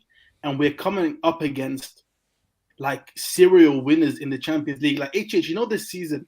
But they're old. They're old, man. They're old. Yeah, but HH, I don't think even Real Madrid have been that good this season, bro. But they still get it done. Gid, bro. Gid. And City, bro, one thing I'll say about City, I will never believe in them until they prove it to me. Because HH, like every time we talk about the league, what do you always mention when it comes to City? You mentioned that 18-19 season when they did it, with 1 point difference. So you had to see it to believe it, right? Mm. And I haven't seen anything from City yet in the CL to make me believe it. And last season was a fugazi season, HH. There was no fans, and we were up against PSG in the semi, bro. So I'm not gonna read too much into it. When it comes, so I think Real Madrid will go through. I think you're underestimating Real Madrid. When it comes to Villarreal, no, they have a chance, but I just think that they're facing. I just think if a better team in City that are better than Chelsea and PSG. Yeah. It'll be close. But I just think City have a little bit more. But I want to ask, I just want to say, when it comes to the Liverpool game, it's very hard to analyze this game because everything tells you that Liverpool are gonna win. But the same thing could be said about the Bayern game. You know what I mean? No. But see, this is what I always said. If Bayern went through, Liverpool would have found it easier playing Bayern than Villarreal. I think that's where after that first leg, open. Yeah, I mean after that first leg against Salzburg, you just thought Bayern maybe were not as strong as we thought they were. And for Juve, look, these guys need to pay the ref to get it right against freaking Bolognese. So for Villarreal, I just think that Villarreal pose a greater threat to Liverpool than I think either Juve or Bayern would, even though Liverpool are still favourites. I agree. I think the injury to Gerard Moreno that's bad. That's a big loss. Yeah, because he's really the only clinical forward, And I think for HS, you know what the scary thing is? Liverpool are winning so many games without Salah, bro. Imagine if Salah clicks and he finds form again. It's over. No. He won't. That's the issue with Liverpool. Liverpool, if Salah doesn't perform, then there's Mane. If Mane doesn't perform, there's Jota. If Jota doesn't perform, there's Diaz. They have 5 different attacking guys who can perform. So my thing is, what is the likelihood that all 5 attacking guys aren't playing? And not just that, very unlikely. Salah is bound to bounce back because he always goes through this, and then he comes back towards the end of the season. Well, here's my thing though. Not this bad. This is different. Because why this is unique is because he's gone through bad patches, but this patch I think is related to 2 cataclysmic failures, which was the AFCON final and which is even worse, the World Cup qualification. Yeah. What about his contract? You've also got his contract also. So I think there are various things going around it that may mean that, bro. This is why it is. What is key for Liverpool is Mane. Yeah. Because every time when Liverpool won the league, Mane was key. When Liverpool won the CL, Mane has always been a very, very key component for these guys. I think honestly, my prediction is Liverpool will go through, but it won't be a beat down. It won't be like Benfica. But I think Liverpool will go through, Madrid will go through, and I think Real Madrid will win it in the final. Okay, wait. Let me just bring this in. Casey says no one gave Villarreal a chance against Bayern. So no, this is true. See, I did. But before the first leg, I was like, do they have a chance? After the first leg, I was like, oh wow, these guys actually do have a chance of saying what's up, man. Look, man, we'll talk more. And all I'll say is this though. Wait, AJ, what did you think of my brother's poem? So I can tell you. That wasn't your brother's poem. Wait, can I say something? That was your poem, Abdul. That was your poem. Regarding the Liverpool game. Yeah. Right? I feel as if it's not going to be as easy as most people think it is. And if you look at Liverpool, actually, they can get got at the defense. Because if you look in the last 3 games, they've actually conceded 7. It's not as as good as people make it think it is. Hmm. And Liverpool, if you looked Liverpool against Inter, it was just 2 lapses of concentration where Inter conceded there at the San Siro, and that's what they lost. Liverpool actually, hence it's going to be a very close game, and it could be maybe if Mane turns up, it could be just one goal or 2 goal margin across both legs. All right, so actually, let me bring in this. So ZHN says things were different last year. Bernabeu is back. Look, for me, I said again, it's gonna be interesting. Like this is what I've always said, and we'll talk more when the time comes closer. I would want a Real Madrid Liverpool UCL final because I always feel like if a Champions League final should always be between 2 teams not from the same league. Although Barca Real Madrid during the height of El Clasico would have been an amazing UCL final, but I think it's going to be Liverpool City. But I don't want to, because for me, I don't want a Premier League game as a UCL final. So Real Liverpool, I think, would be the showpiece final. I'm sure Liverpool will want revenge. But I'm just not thought that. I know that this isn't gonna happen, but what would like the media and what would you say if we got like an all Spanish final, bro?